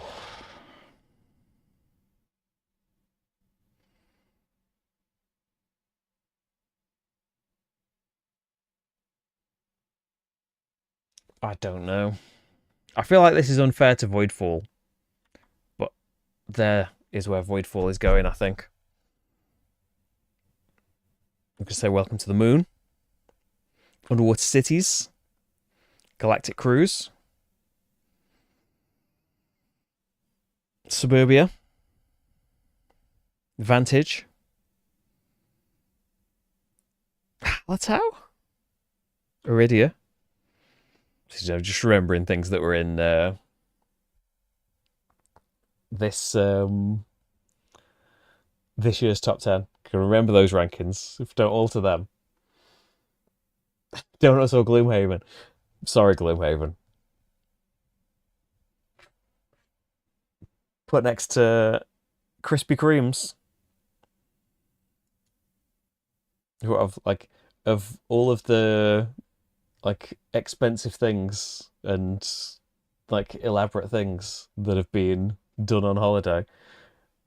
A revolution, no, it wasn't a revolution.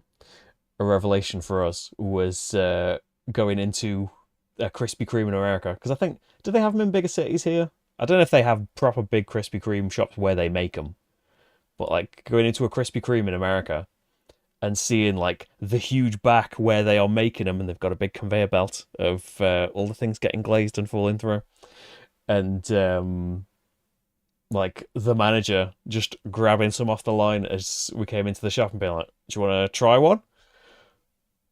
It's one of the nicest things I've ever tasted. The just like a plain glazed Krispy Kreme that had come straight off the conveyor as it had been glazed. I mean, I love Gloomhaven, but I wonder where that would come in the top 10 of all board games. That donut, not even all donuts. That one donut. That fleeting moment. It was great though.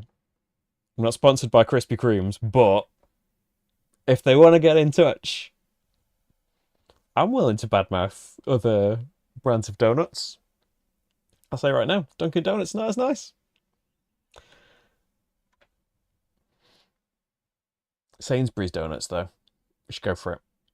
Sainsbury's, I think it's like strawberry. It's like apple and raspberry, something. The red bag of Sainsbury's cheap donuts, they're amazing. Blue Water got Krispy Kreme. I feel like the Trafford Centre had one or has one, but it was just like when you see them and they're just like a stand, um, like a van or something in some places. So they're getting them delivered from somewhere, like Tesco and stuff. Or like that was the thing of seeing in the back of the Krispy Kreme in America, seeing that they're like boxing all of these up and putting labels on them, and being like, never really thought about it, but like the supermarkets like across the street, the Targets and stuff, like where are they getting all of their boxes of Krispy Kremes from? You assume like just some bakery somewhere, like probably happens here, but no, that shop across the road is making the Krispy Kremes. Tim Hortons do some lovely donuts. Timbits, I think. Is it Birmingham? There's a Tim Hortons. I haven't been in a good while, but highly recommend some Timbits. We have moved on from the top 10 board games of the decade to best donuts. I think it's got to be Krispy Kremes, then Sainsbury's, then probably Tim Hortons. A lot of them, I don't really like the powdery, in the English ones. I don't know if they have this. I think they have them on some in America where they've got like powdered sugar on. Really like those ones. And then it like quite soggy the Morrison's kind. Yeah. Donut aficionado, as you can tell. Christmas has not been a time for cutting back. Aeon Trespass. Federal Donuts in Philly. That's the thing as well. Like I'm just talking. I've just experienced big chains in America. I've not experienced like a smaller or independent place. I bet they will be lovely. I am saying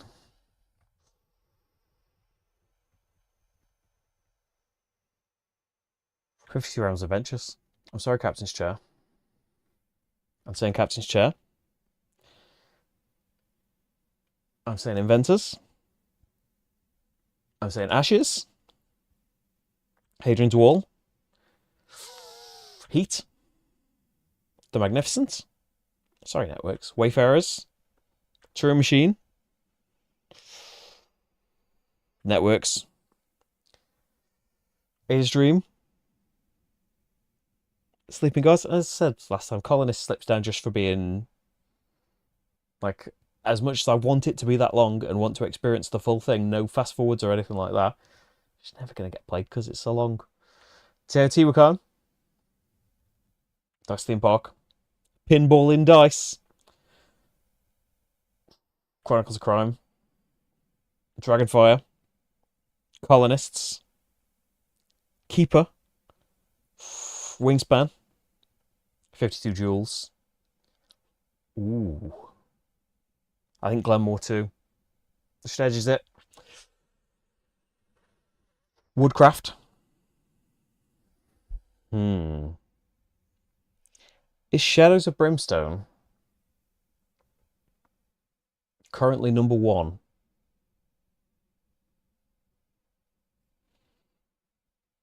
Because it's cheated its way in there, of course.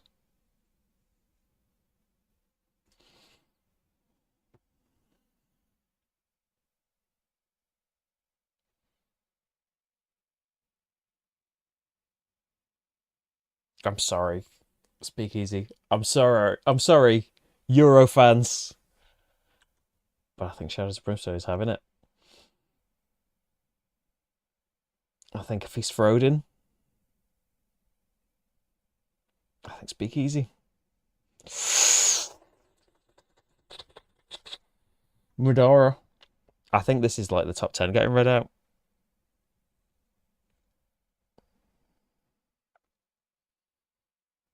Ooh.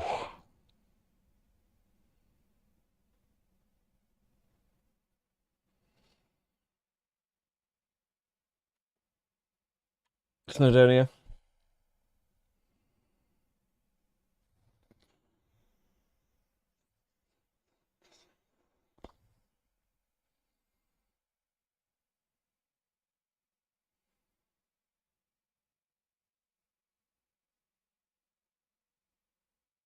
I'm saying Lisboa. I'm sorry, Gloomhaven.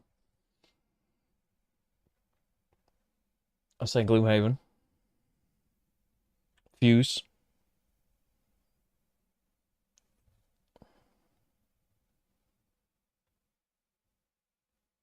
Gallerist.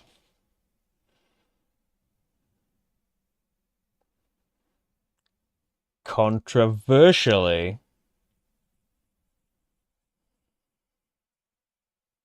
I'm saying Kitchen Rush. Krispy Kreme store is about 10 minutes away. Yeah, I would never last. Especially like, I don't know if it's just because we were in a touristy place, they're handing out free samples. I don't know if that's like a done thing in other ones, but I'd just be constantly going in with different hats and moustaches and things, just in one door and out the other. There used to be like, the nearest Five Guys used to be like an hour away.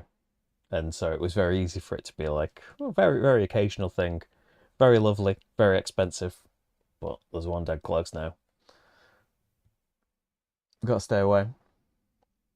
Shadow of Brimstone is not Euro in. There is not even a hint of Euro in it anywhere. It is. I don't know if I've got a game with more dice being chucked at once. Like the number of cards drawn from decks and dice being chucked constantly. This I was like I think I just talked about it in the top 10. I've not done like any kind of first impressions or anything of Shadows of the Brimstone. But I think that is the way to get past it. Like I used to have a problem for a long time with diving back into the Arkham and Eldritch stuff. I used to have Arkham Horror way before I got into board games. Like I bought the World of Warcraft board game from our local shop that existed for a while until about 2016, I think. Um, and just because we played World of Warcraft at the time, and I used to like board games. So there's a board game of World of Warcraft. Let's all play it. And I enjoyed it, but my friends didn't. They'd rather be playing World of Warcraft. But I liked it, and I realised when I got, because I thought, how did I ever find out about Arkham Horror? Um, there's a booklet, as they still do in some publishers, don't they? There's a booklet of Fantasy Flight games in World of Warcraft that talks up Arkham Horror and how basically you're going to lose and you're working together, but you're going to lose. It's going to be too difficult. And I got that, and then for so like I always think back to like you went in this shop at least twice. I also bought Back to the Future the card game a few years later. But you went into this shop, you walked past shelves and shelves and shelves of these board games to go and find the one that you'd gone in to get. And you never ever thought to talk to the person behind the counter, because we eventually ended up going to that shop's game group many years later.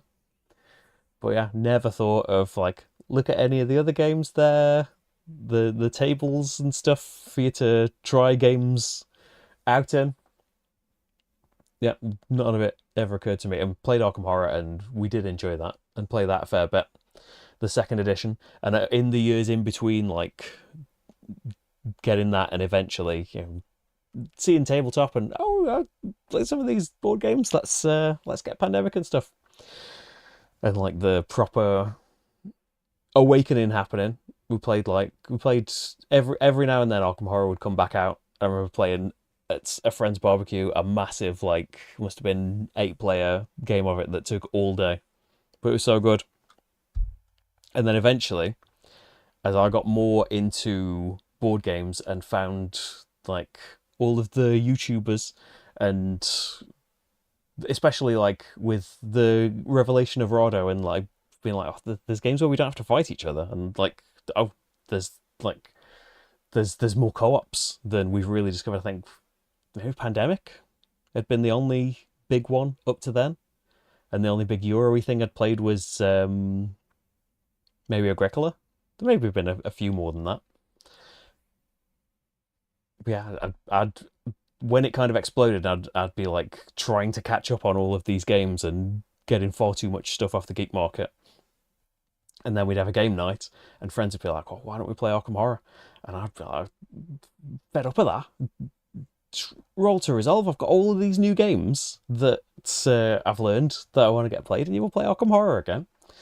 And she got fed up of it, and it just faded away. And then in the last, it was about 3 years ago now. I can't remember why, but there was a copy of Eldritch Horror in the Bring and Buy. It had been quite reduced on the last day of the UK Games Expo, and bought it.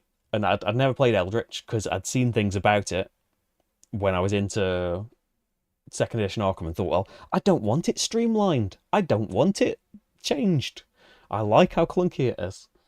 But yeah, got that, learned that, loved it, got loads of stuff for it, got second edition back.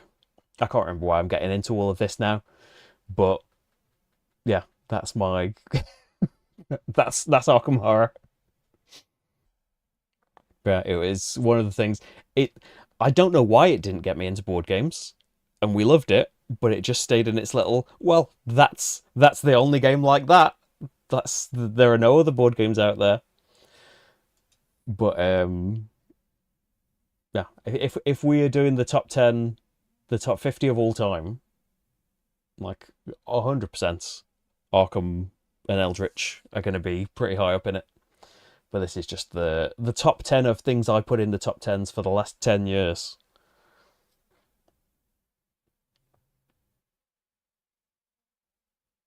So what have I just done? Oh yeah, I've just put Kitchen Rush above Spirit Island, that I feel could be controversial. But you know what else? I feel like Project Elite's going above it as well. It is.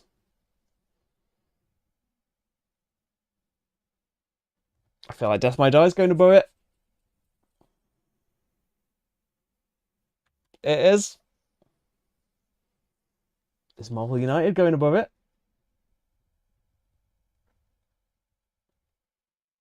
It is.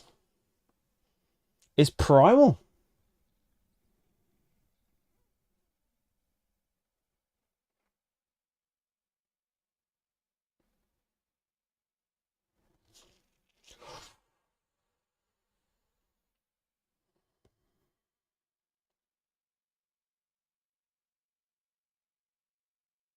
It is. I'm sorry, Spirit Island. What about Shipyard?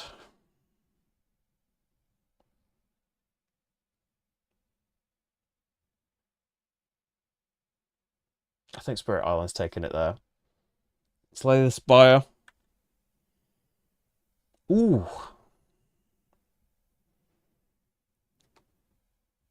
What about the Anarchy?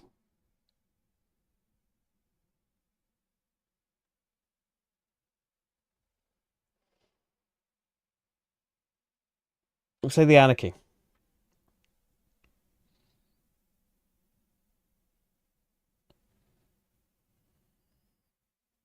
I'm leaning. I'm surprising myself. Saying this, I'm leaning Voidfall.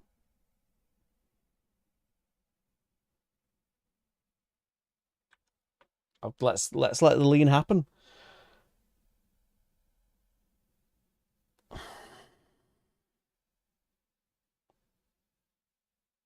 Where's Shipyard going? Where is Shipyard slipping? I think I'm saying Shipyard over Welcome to the Moon. I think I'm saying Mansions. Ooh. Max vs. Minions. Millennium Blades. Welcome to the Moon. Underwater Cities. Galactic Cruise. Suburbia. Vantage. I think this list is going to be. I'm going to disagree with it so much.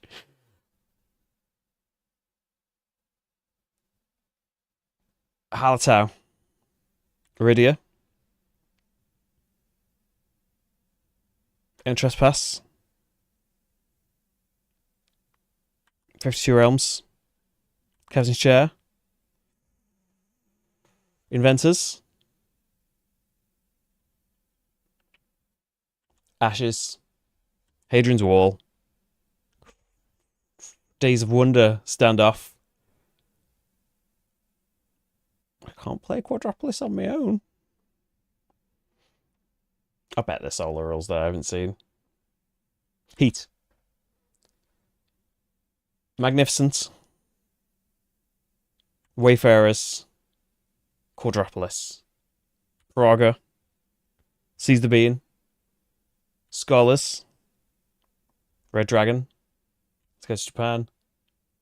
Oathsworn. Metal Gear. Pinball. Galzia. Leviathan Wilds. Turing Machine. The Networks. Ada's Dream.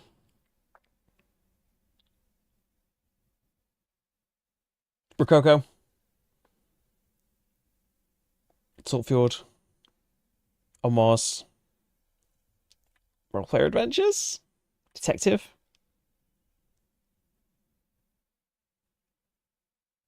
Sleeping Gods. Teotihuacan. Glass Theme Park. Legacy View. Clans. Carpe Diem. Railroad Revolution. Dale of Merchants. Euthia. Descent. Revive. Rush MD. My Father's Work. Shadow Kingdoms. Sorry, Chronicles of Crime. Tekenyu.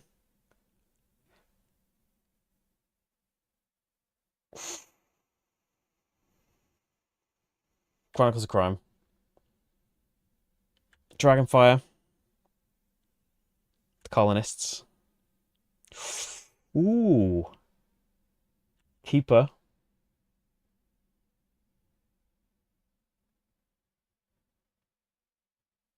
I think Wingspan.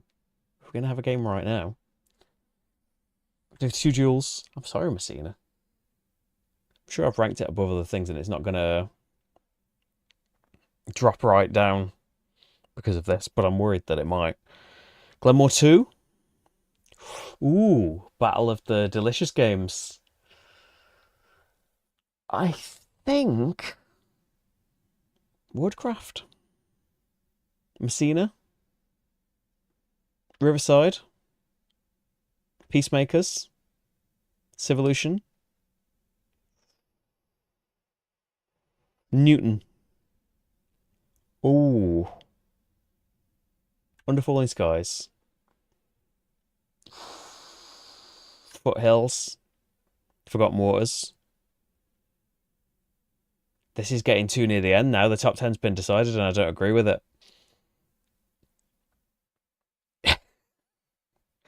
Tuscany. Between Two Castles. Kingdom Rush. Carnegie. High Rise. Here is the list.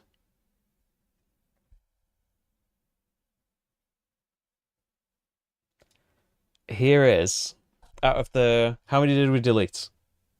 94, so deleted about 9? I think 103 we started with. So some I just didn't remember enough about. I think Carnegie as well, like I was surprised how, like I can picture it in my head, but I can't describe it for some reason. I can see the map, I can see the things that got us points at the top. I can see the thing where we got all of the buildings from. We sent our workers to different places on our player boards. Maybe that is describing it. So, here we go. This is where people get these pictures from. This apparently, if we are looking at games released in the last 10 years, 2016 to 2025, looking at things from my top 10s of those years, the top 10 of the decade is Shadows of Brimstone as a whole system, A Feast for Odin, Speakeasy, Medora, Snowdonia, Lisboa, Gloomhaven, Fuse, The Gallerist, and Kitchen Rush.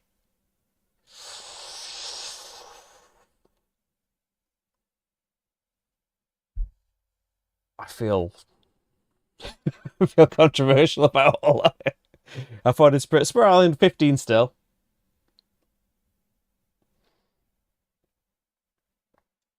Slay the Spire. Ended up at 16. I feel like Slay this. I mean, I've decided all of this by comparing everything. You don't compare every single one against every other one. But I feel like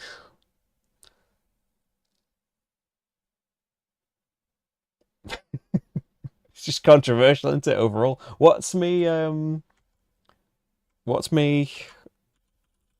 slickerdrips top 10 of all time? Is that what I called it? Oh, here's Rach's. Have I still got the chat open somewhere?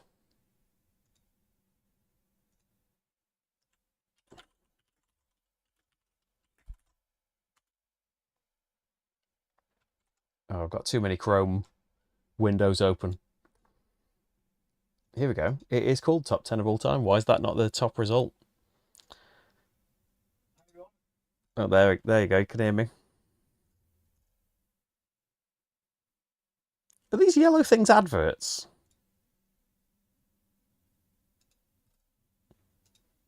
Wait 1 minute.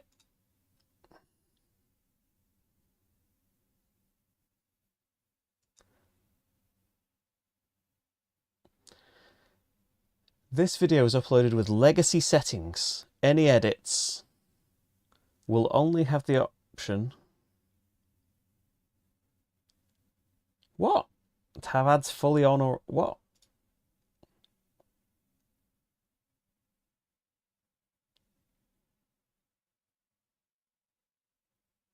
I don't know what it's telling me. Oh, I'm updating it so it's got the new advert settings. Okay, well, yeah. Are all my old videos like this? That have got like an ad... There's an advert every like 4 minutes in this video. Oh dear, what a horrifying revelation. Because it does it with the live streams, you know. I have to make sure that I turn off the setting, which I can only do from the app because it won't let me do it on the computer. Um, because it puts them like every 4 minutes or something in a live stream. It's ridiculous. Like not while we're watching it, but when people watch it back later. Like I feel like you could stick an advert in after half an hour maybe, but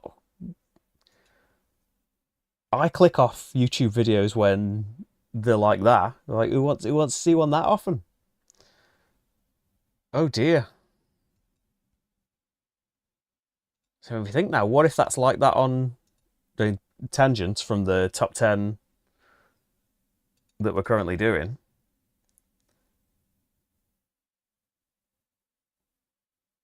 What if I go on like sort opposite date? What if I go to the oldest video?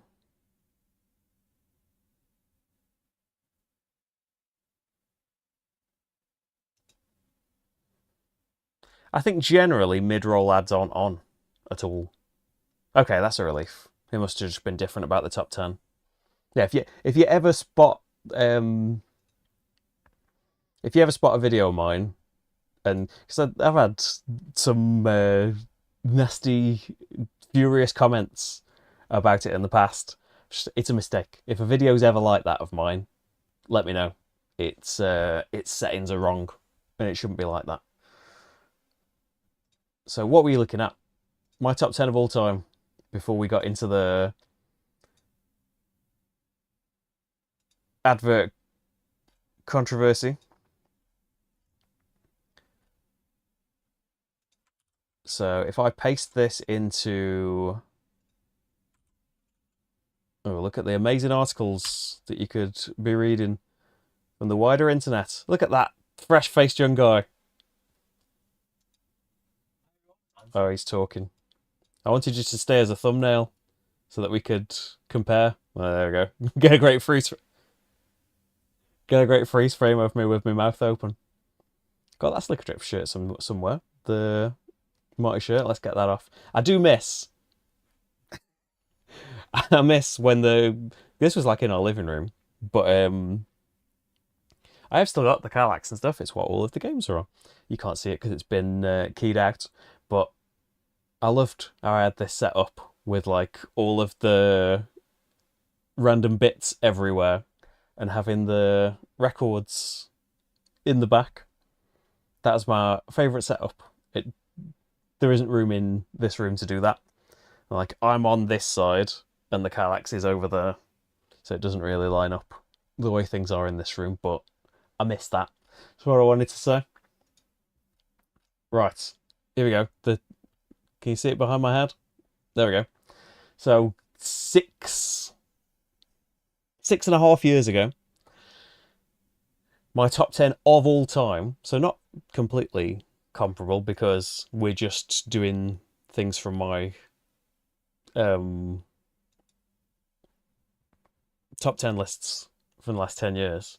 So we had Fuse was in the top 10 again. Castles of Burgundy wasn't in this. So like, if I redid top 10 lists, which I should start a habit of doing this year, like, you know, when in like April or something, just to catch up on the things that I've played since. Although Castle of Burgundy Special Edition, like, would have been eligible for a top 10 in the last 10 years. But I think I said last time, I resisted it for years and thought, I'm not getting that, my edition's fine. And then finally played Georgina's at Beacon and loved the Vineyards expansion. It is lavish and beautiful and did end up getting it.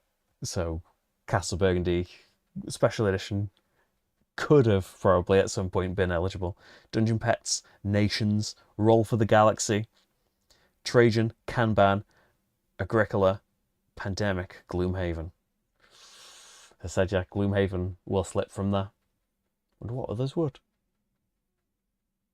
Because I think I'd say it's a bit harder because there's been a bit of a shift of like the amount of two-player versus solo.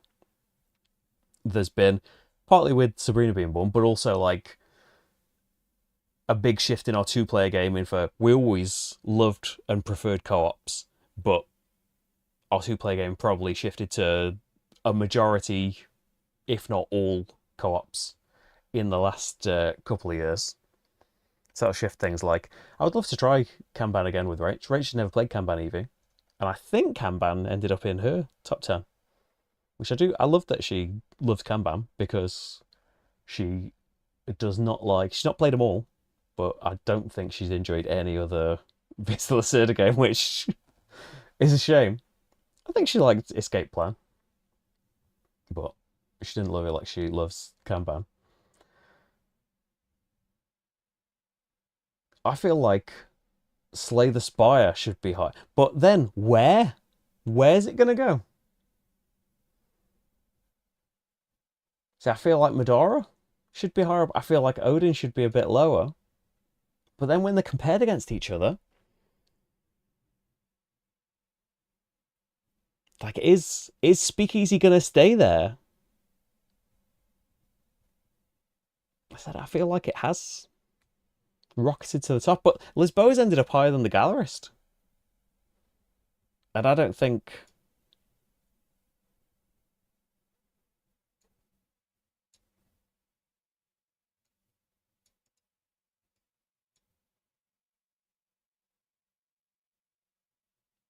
yeah, in my Lacerda rankings, I would swap Lisboa and the Gallerist.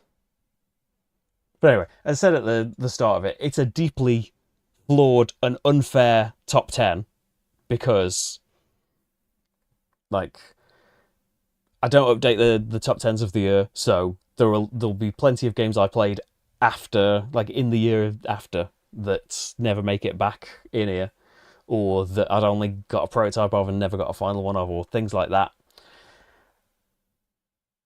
And I'm just trying to force myself to make a decision now. Like even in the top 10s of the year, I do it several times because, like, to try and get, like, not an average of the positions, but I feel like on, like, the third time around, things start to get a bit more set, and it's easier to do the things that happened that year. But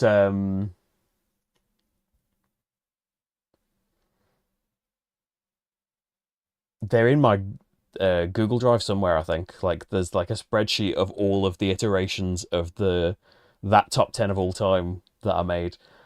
That took so long because I think I don't know that I was ranking every game I own, because there's some games that, like, not to be unfair to them, but, like, however many it is, if there's like 200, there's some way, like, I'm not going to be in the top 50 if we're just doing that. And we try and speed up the process, but I did it like 10 times or more, all of these comparisons and things, which is a bit quicker when you're not going on about it all.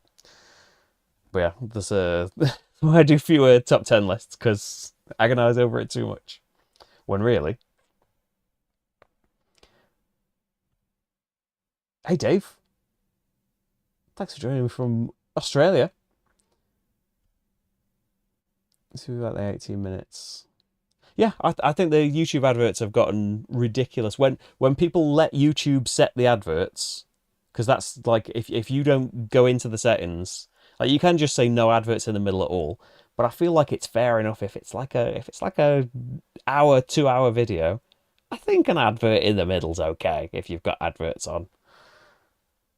But yeah, the YouTube default of being like every 5 minutes, like, watch videos sometimes, I've been like, I just can't do this. Like, even when they're skippable adverts, it's like we've barely had anything happen since the last set. So if you ever spot that happening on one of my videos, just leave a comment or send me a message or something, and that's wrong, and those adverts shouldn't be on there. You got Kanban sitting on your shelf of opportunity. It is incredible. And I think I think others are lighter and easier to get into. But if you ask Rach, that is the one that has been smoothest to learn for her. And it was the first one, I think, that we ever played. So the bottom, I don't think we can. With how I've zoomed in, I don't think you can get low enough. Oh, there's only a couple. Oh, bye, Lynette. Thank you for joining us. Have a good time. So there's a couple missing off. Now boarding, high rise is there. And then Carnegie, Kingdom Rush, Between Two Castles of Mad King Ludwig, Castles of Tuscany, Forgotten Waters, Foothills, Under Falling Skies, and Newton, I think is the bottom 10. I've probably been a bit harsh to Civilization, actually, but like I didn't get fed up with the solo mode. I think you can see in however many streams I did, I think you can see the rocketing like excitement about it, and then by the last stream, the I don't think this is happening again. By the end of that last stream, I think I'm fed up with this. I think there was another off-stream game after that. It's just like, nah. Yeah, that's what's hard, isn't it? Because like we are comparing and we did delete some as well, like Otis and other things that were part of families. There were some other games deleted as well.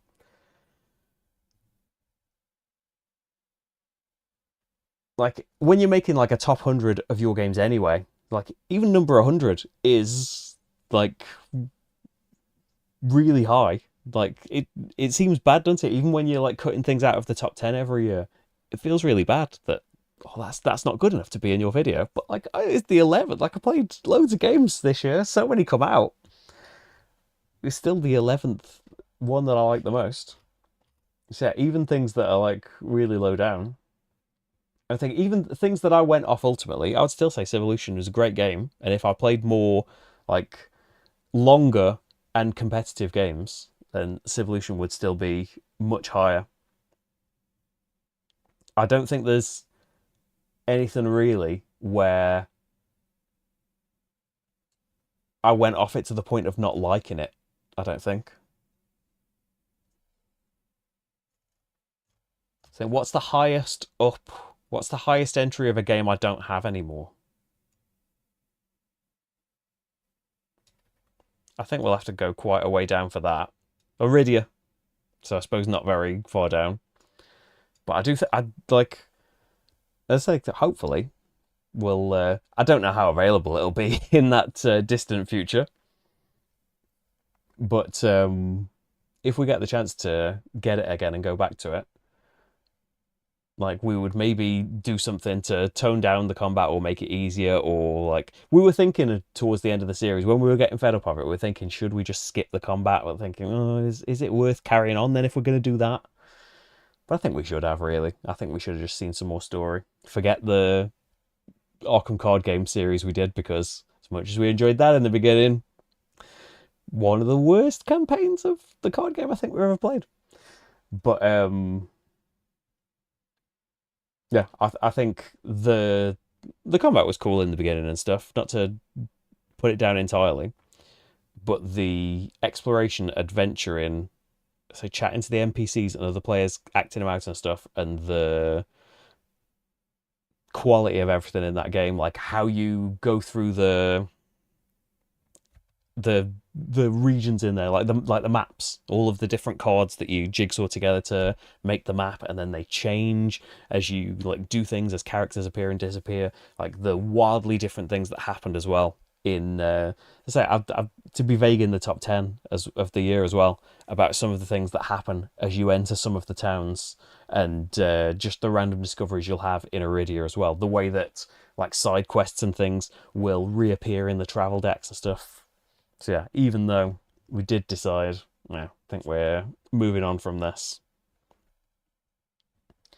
I still think it's one of the best things we played, not just last year, by a long, long way. It's in the top 30 of things I've played in the last 10 years, according to this. Again, unfair to move things on. Yeah, ultimately, like we knew right away as well that even if we hadn't, like when we stopped playing it, we weren't going to get rid of it.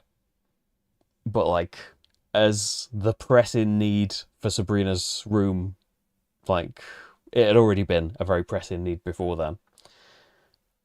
But when we were thinking like, yeah, that's the series is going to stop now, maybe we'll get back to it. And as as we were parents and things, we just started thinking like even when we thought on it and stuff and decide like, oh, we'd like to get back to that, when are we going to do that? Like, when are we going to play any campaigny thing? That was the impetus of making it such a big series as well. But then after that, and that's kind of a thing as well, just because it was a huge box and it was very expensive. I think after that,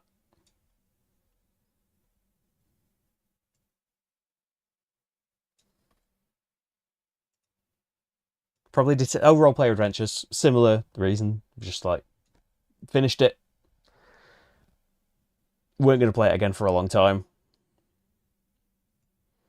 Detective, it was a one-off game. Where did the Tigris come? I was thinking in the comparisons that Tigris was being asked very low. Underwater Cities is surprisingly low.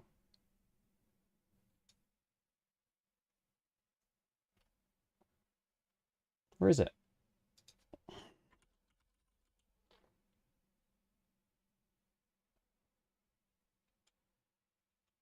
Yeah, I think something's gone wrong with the comparison there at some point. Because Scholars is my favourite.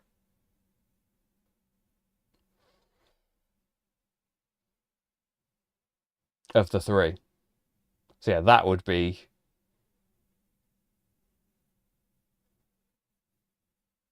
What if it was just Scholars being compared against something then? So it would already be higher than Inventors.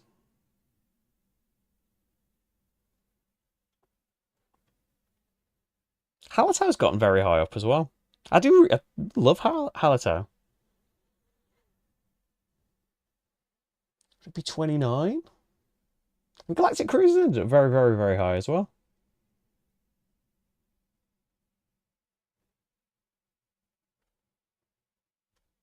Yeah, something's gone wrong in the 20s and 30s.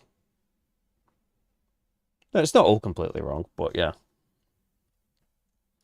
I've probably made some decision that I would now disagree with that has affected the rest of it. But yeah, Scholars should at least be the top of them. And I think at least Scholars and probably all of them should be a bit higher. But there are unfair entries as well that like even if you were just saying that one entry of if we were just saying Shadows of Brimstone, the Warlord box, the Gates of Valhalla and the Valley of the Serpent Kings, which I like that we can use the enemies and stuff, but I don't want to be the conquistadors. I'll be Vikings. If we were just saying that section, it wouldn't be as high. It's because we're including loads of the Shadows of Brimstone can be used with any of it, but it's the West. It's the weird West that I'm into. Oh, somebody. I'm sorry I have ignored you. It's because I meant to reply to you and then probably got sidetracked with the adverts and stuff. Hey Thorgrim, got the original Minecart pledge for Brimstone largely still boxed. We should do a guide on where to start in 2026. I should do something because I've got a lot of Shadows of Brimstone things. But I'd still say, like, there are changes in things. They did the revised editions of both of those boxes that, like, I think they make the minis a bit nicer. But rules-wise, I don't know if they changed the missions and things. They changed some rules and updated a few things. You can get the rule books online for the base games. You can't get... they don't publish rule books for expansions and things, which I get their argument of, like, the rule books are full of stuff that's in the towns and items and game content. I do get that argument. But at the same time, it's nice to have downloadable or searchable versions of things these days. Yeah, those base Western games, like it's the I should do this in a video. I say this about like every time someone comments about like you should do a video about how to use the Arkham Cards app. I need to write these down and then remember where I've written them down. We have Shadows of Brimstone. there's a few forks now, but mainly, do you want Western theme? Do you want like feudal Japan theme? Or with the latest one, you can it's a bit different with the adventure stuff, but you can be Vikings or conquistadors in the last two from a year or two ago. And so that's kind of your base, like where your characters are going to go to towns and stuff. It's going to be like in the west, or it's going to be in uh, is it the feudal town expansions in the Forbidden Fortress is the Japanese one that's called. So like that's where your base is going to be, and where like some of your missions can come from. It can all completely mix together. I like you can use anything with anything really, but like I tend to have there's a load of enemies that don't really belong to anything, and so they could kind of float around. But in mine at least, feel like the Western stuff kind of lends itself to like go into all of these worlds. It's weird because like you could with the I've not played the Forbidden Fortress. I've got some Forbidden Fortress stuff. I've not played it yet because all of the stuff got started with the Western stuff, and I plan to do more episodes of it. Someone replied to like there was an old comment of like, "Oh, you stopped at episode 5 of Shadows of Brimstone. Like, when are you gonna do more? I'd like to see more. I've watched them all now." And I think I replied to it about a year ago when I was reorganizing it and relearning and practicing and stuff, being like, "I'm watching them all back. We're gonna continue the series." And I did film one, a big playthrough that would probably be a couple of episodes. But then I think it was one of the last things I filmed before Sabrina was born, so it would be a bit not quite a year ago. So that's why it only became one, and I haven't edited yet because I kept thinking like I'd like to do more and it go up another chunk of them, but it didn't. So there we go. This was more just me saying the names of two games and swapping them against each other, but and it still took a bit over the time I was supposed to be here for. But I hope you enjoyed this. I think that's a good idea. Do it again off camera and see what list we end up with then. And do a part 3. No, we'll just do an update somewhere. Maybe it'll be at the start of the next stream, whatever that is. Thanks, Neil. Thanks for joining me, everybody. It's still totally modular or procedural, or if they strung together some kind of campaign or linked sets of scenarios. There's some kind of follow-on in... I think there's a bit more of follow-on in the adventures, but it's not a campaign still. It's still very much like pick the mission you want to do, and then it's all dictated by, you know, the events that get drawn, the monsters that come out, and the other worlds that you get taken to. There is supposed to be... It's like, this is... I've got things from that Kickstarter, the last one that delivered, but they are still... they're still making stuff for that. Like, I think it's wave 3 that people that pledged for it, it's in wave 3. Like, they could add on a load of things, and one of them is a campaign expansion. I think it's for those. I don't think it's like a universal Shadows of Brimstone one. I think it's for the Gates of Valhalla and the other one. But that, whenever that comes out, whenever that will be, I think that's the first actual campaign thing that they've done, and maybe that'll lead to them doing more things of it. There is as well, I don't think it's called the Ballad of Curly Jones. It's something like that. If you look on, I think they only sell it from their web store, and that is a set of linked scenarios, or maybe it's just one big scenario you play where you're trying to solve the mystery of this this skeleton, this ghost of a miner. Like, I've got that. I'm excited about that. I haven't played it yet. But that's another, like, the narrative expansion or something, they said. That's another thing that they're experimenting with. Like, the latest things I haven't been so bothered about, like, they've added heroes that are... So, like, they've put some Romans in and some medieval knights and things. And just a few monsters to go with them that you can just chuck in, because it works like that, rather than waiting to do a big box for them. Here's just some hero boxes you can buy off them. I haven't really gone for them. I'm not that buzzed about them, but I am excited about it, and I did back the last Kickstarter that was like 30s Egypt, and on the other side, like Nightmare, Hell Train. Very, very excited about that. Or was that? That's two separate boxes, isn't it? I'm mixing them together. Thanks, Sean.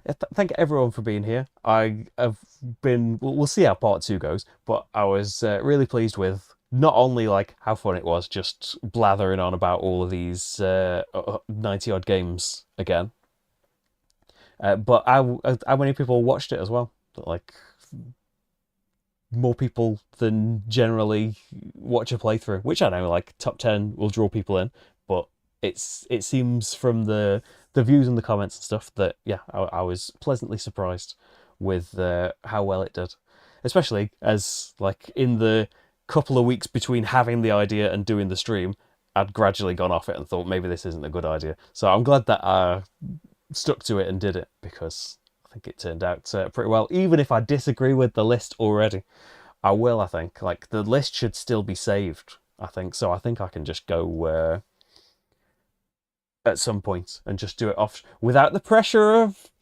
people watching me. Although, yeah, I think I made plenty of controversial decisions of what I would rank. How different will it come out if I do it again? Definitely something's gone wrong with the Tigresses, just in the order of the three.